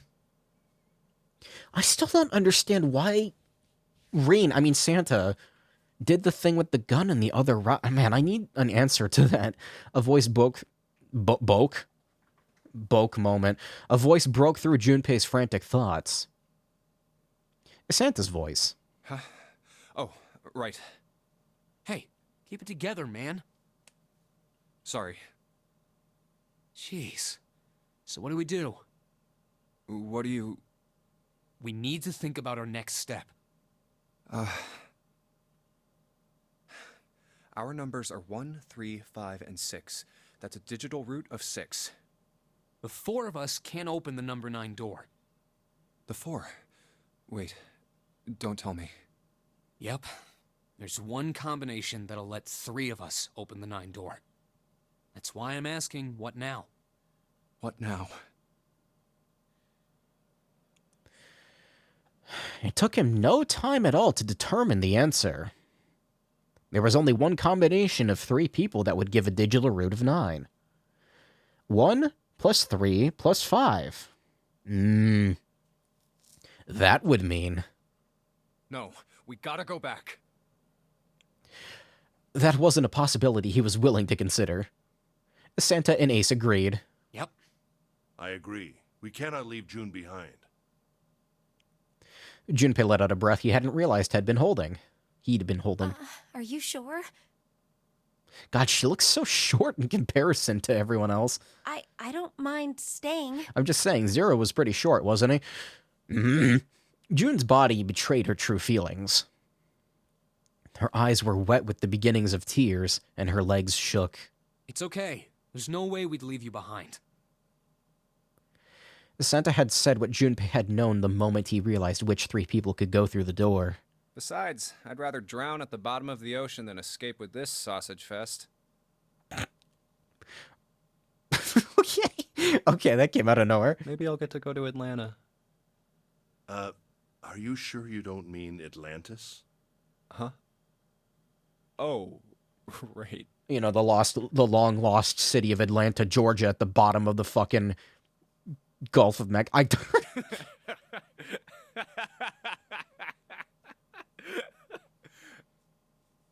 Perhaps it was the sudden reassurance that no one wanted to leave June behind, but Junpei laughed harder than he had in some time. Santa and Ace smiled. You guys. I like, these are the 3 characters I trust the least right now, so this is... I'm just now realizing how funny this group is. June blinked eyes... Wow, it is getting late, isn't it? June blinked tears from her eyes and bit her lip. She didn't seem to know what else to say. Very well. Best we head back to C-Deck then. We should be able to take the elevator we passed earlier. Perhaps Clover, Seven, and Lotus will have returned from door 1. Even as Ace spoke, they knew finding the others wouldn't improve the situation. But even with all 7 of us... Ace knew it. They all knew it. Standing around here isn't going to accomplish anything, don't you agree? Where did Clover go? Let's find the other 3 first, and then search for another solution. I guess you're right. All right, let's go. Ace looked at all 3 of them, then turned and headed toward the door. Yeah. Through the door. Yeah. Okay. Santa and June followed. Huh. Junpei started toward the door, then stopped. Come to think of it, what is this room? It didn't seem terribly important now, but what exactly was it? We were so focused on the doors, we didn't even look around. A red carpet ran between 2 columns of wooden benches that ran the length of the room. Huh. This was a thing that happened in the other route, right? Like, It looks like it's set up for some kind of ceremony. over here, on this route? Yeah. But what kind? Facing the 9 door was the carpet leading to the bow of the ship. Again, it looks like it's made of denim. I don't like that. At the end... Was it an altar, perhaps? There was a small rectangular alcove at the end of the carpet, and inside the alcove was a raised platform. Resting on top of the platform was a coffin. Huh. A coffin? What on earth is a coffin doing in a place like this? What about the other coffin, Junpei? Before Junpei had time to answer that question... Hey, Junpei, the hell are you doing? Let's move. I'm not gonna get it. I'm not gonna get the fucking code, am I? Santa's voice echoed from the hall outside. Right, okay. I'll be right there. Junpei turned on his heel and left the quiet, somber room.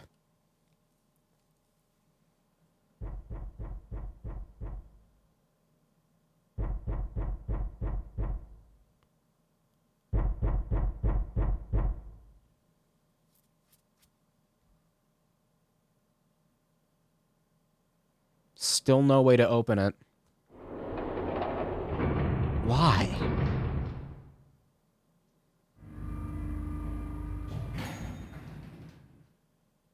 How do I get that open? They took the elevator up to C-Deck. Once there, they headed back toward the main hall and the central staircase. It didn't take them long. Look, it's... Seven and Lotus. They didn't look happy. We've got a problem. Hmm? Clover is gone. Oh. Yeah, that's bad. What? Okay. Junpei and his three companions looked at one another. He turned back to Seven and Lotus. What do you mean, gone?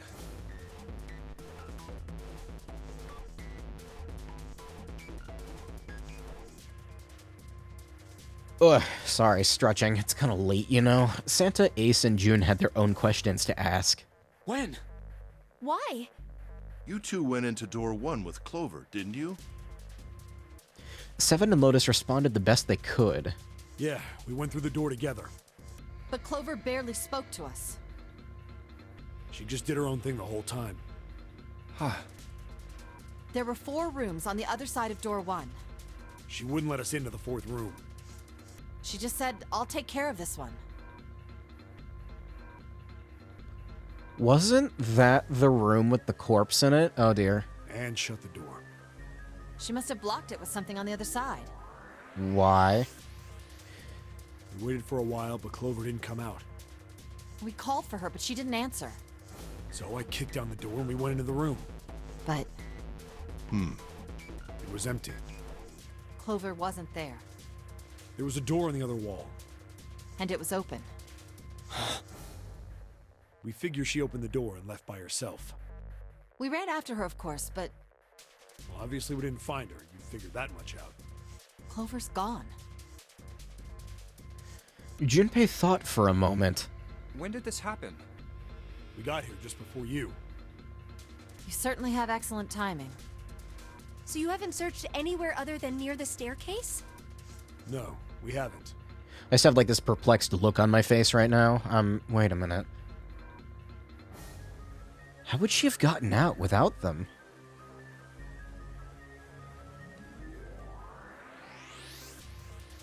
Finally, Ace spoke. His voice had an edge of resolve and concern. Very well then. We'd best separate and look for Clover. Fuck, I don't know who to trust in this stupid boat, man. Oh, no. Oh, We haven't much time left. Let's begin. Yeah. there were quick nods all around, and the 6 remaining players spread out. I'm just saying, it fucking, like that noise, I'm just saying, like, it has a hint of, June and Junpei ran to a large hospital room together. As quickly as they could, they searched around and under the beds in the corners. She's not here. Maybe Snake is 0, I don't fucking know. No, she isn't. Maybe Clover is, maybe I'm 0, you're 0, he's 0, she's 0. Alright, just in case, we should go take a look in the shower room. I know I'm a 0. Shower room? That's where her brother is.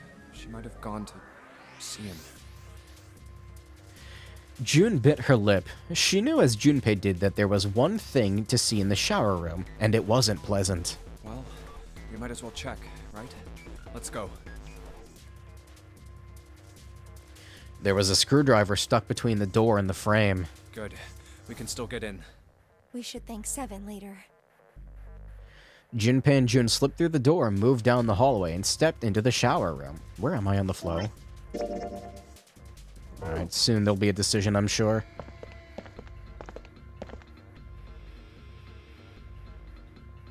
No luck. Yeah, I don't think she's here.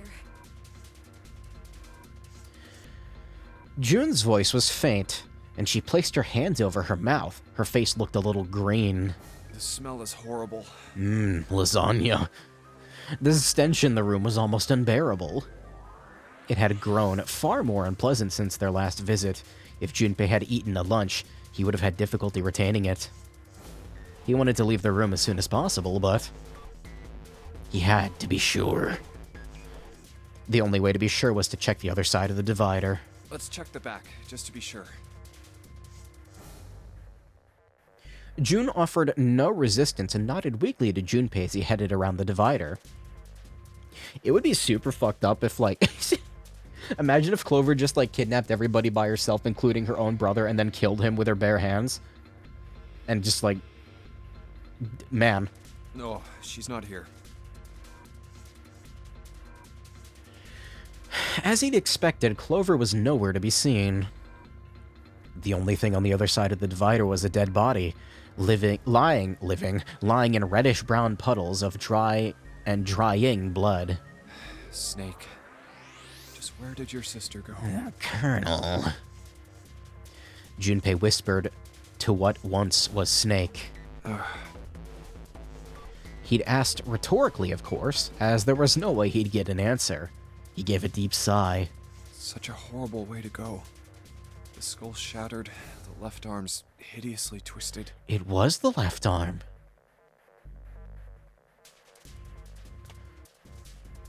There's my hand hitting my calf thigh thing. I got my leg up on my chair. Why was his bracelet on his left arm if he doesn't have a real left arm? That's sus as fuck, dude. That's suspicious. Wait. That's not right. The bright white of the ulna was clearly visible through the remains of the skin and muscle. Bright white. Ulna. Bones. Bones. The pieces fell into place. Junpei remembered something Clover had told him in the laboratory. But it happened in an alternative timeline. My brother's left arm is, it's not like a normal person's arm.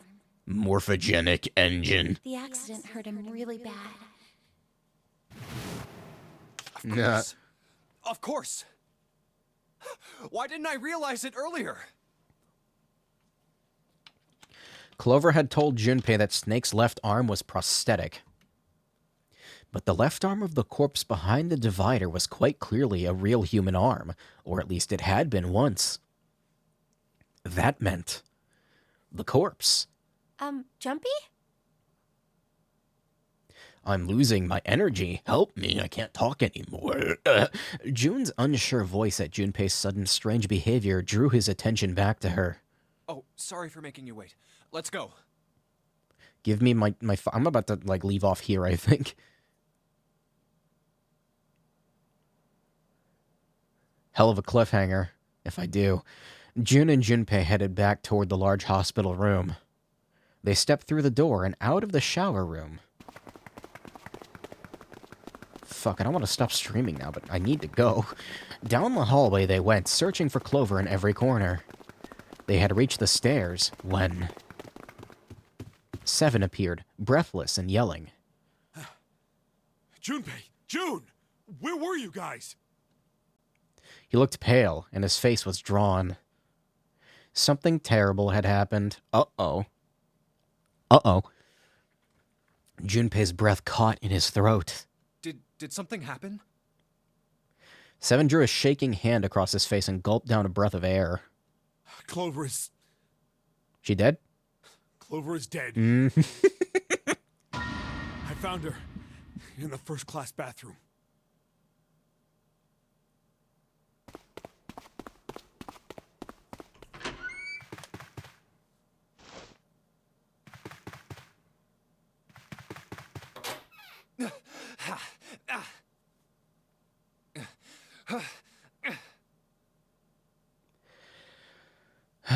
All sound ceased for Junpei. The world was an empty, muffled expanse. Then he began to hear his own breathing. Oh, shit. That's her. June's mouth moved, but he heard nothing. She tried once more, and then her energy was gone, and she collapsed against the wall. He could have helped her, but he hadn't, and now she was dead. So he stood there, frozen in place. Clover. Clover. Why? Why did this happen? He forced his body to move. Each step felt like another nail pounded into his heart. Finally, he was in front of her. He knelt and placed 3 fingers against Clover's neck. No pulse. No breath.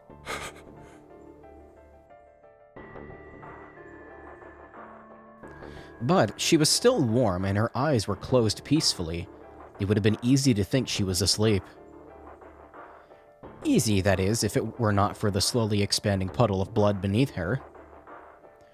He traced its source back to her back. A gash just beneath her shoulder blade. The axe? Was the weapon a knife, perhaps? If it was a knife, the killer had taken it when they left. When he closed his eyes, he saw Clover's smile. Clover! Her innocent smile. Oops. Her energy. He would never see her smile again. No way. Bad ending unlocked. I'm trying to think, like, why the fuck? He could have done something. He could have helped her. His stomach twisted itself into a sickening knot. Let's get out of here, June. Junpei lifted a limp June from the floor and carried her from the bathroom.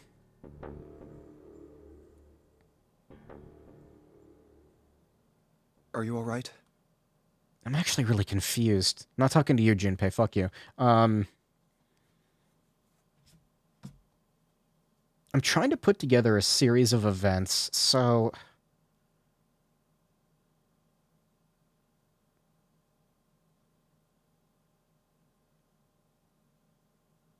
Also, this is like the second time Clover has died.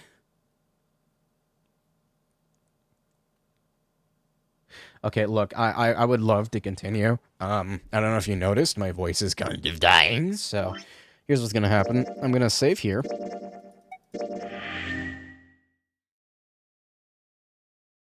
Oh, my back. I was hoping to get to, like, another choice, but it feels like there's gonna be more cutscene here, and honestly, that's fine. That just means the next stream of this is gonna be longer, so that's fine. I think I'm almost done, though. I think that scene... I'm assuming this is locked off. Or something. I don't know how it locks off, but, like, it was over here that we learned about Clover's, information about her brother's missing arm and all that, and the accident that he was in, so, you know, with the... just the other nonary game or whatever it was, so...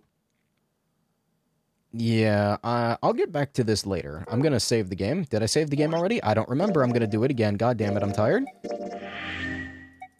A bit of a weird place to leave off, I guess, but, you know, I gotta go. No endings today, which is not really a big surprise. That door took a long time, so... Not there.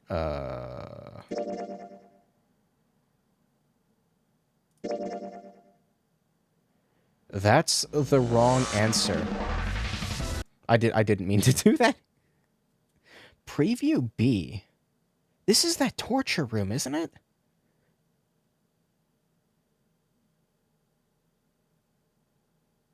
Damn. I don't know. Anyway. Thanks for stopping by the milk stream. Even though 90% of it was not the milk stream. 70? I streamed milk for like 30 minutes or something. I don't know. I'm gonna go now. Thanks for stopping by. It was like 40 minutes or 45 minutes. I will see you later with more of this, or Pokemon, or a new game that I want to start, or what the fuck else am I streaming? What else am I streaming? It'd be nice if my hard drive spun up so I could tell what else I was streaming. It'd be nice if it happened quickly so I can leave quicker. Okay. FF5. Omori. Secret of Mana. When did I last stream Secret of Mana?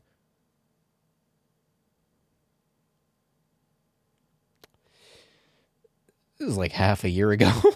I'll get to it maybe someday. I gotta go. I gotta fuck off. Thanks for stopping by. I will see you later. I'm gonna play music now. More of this soon.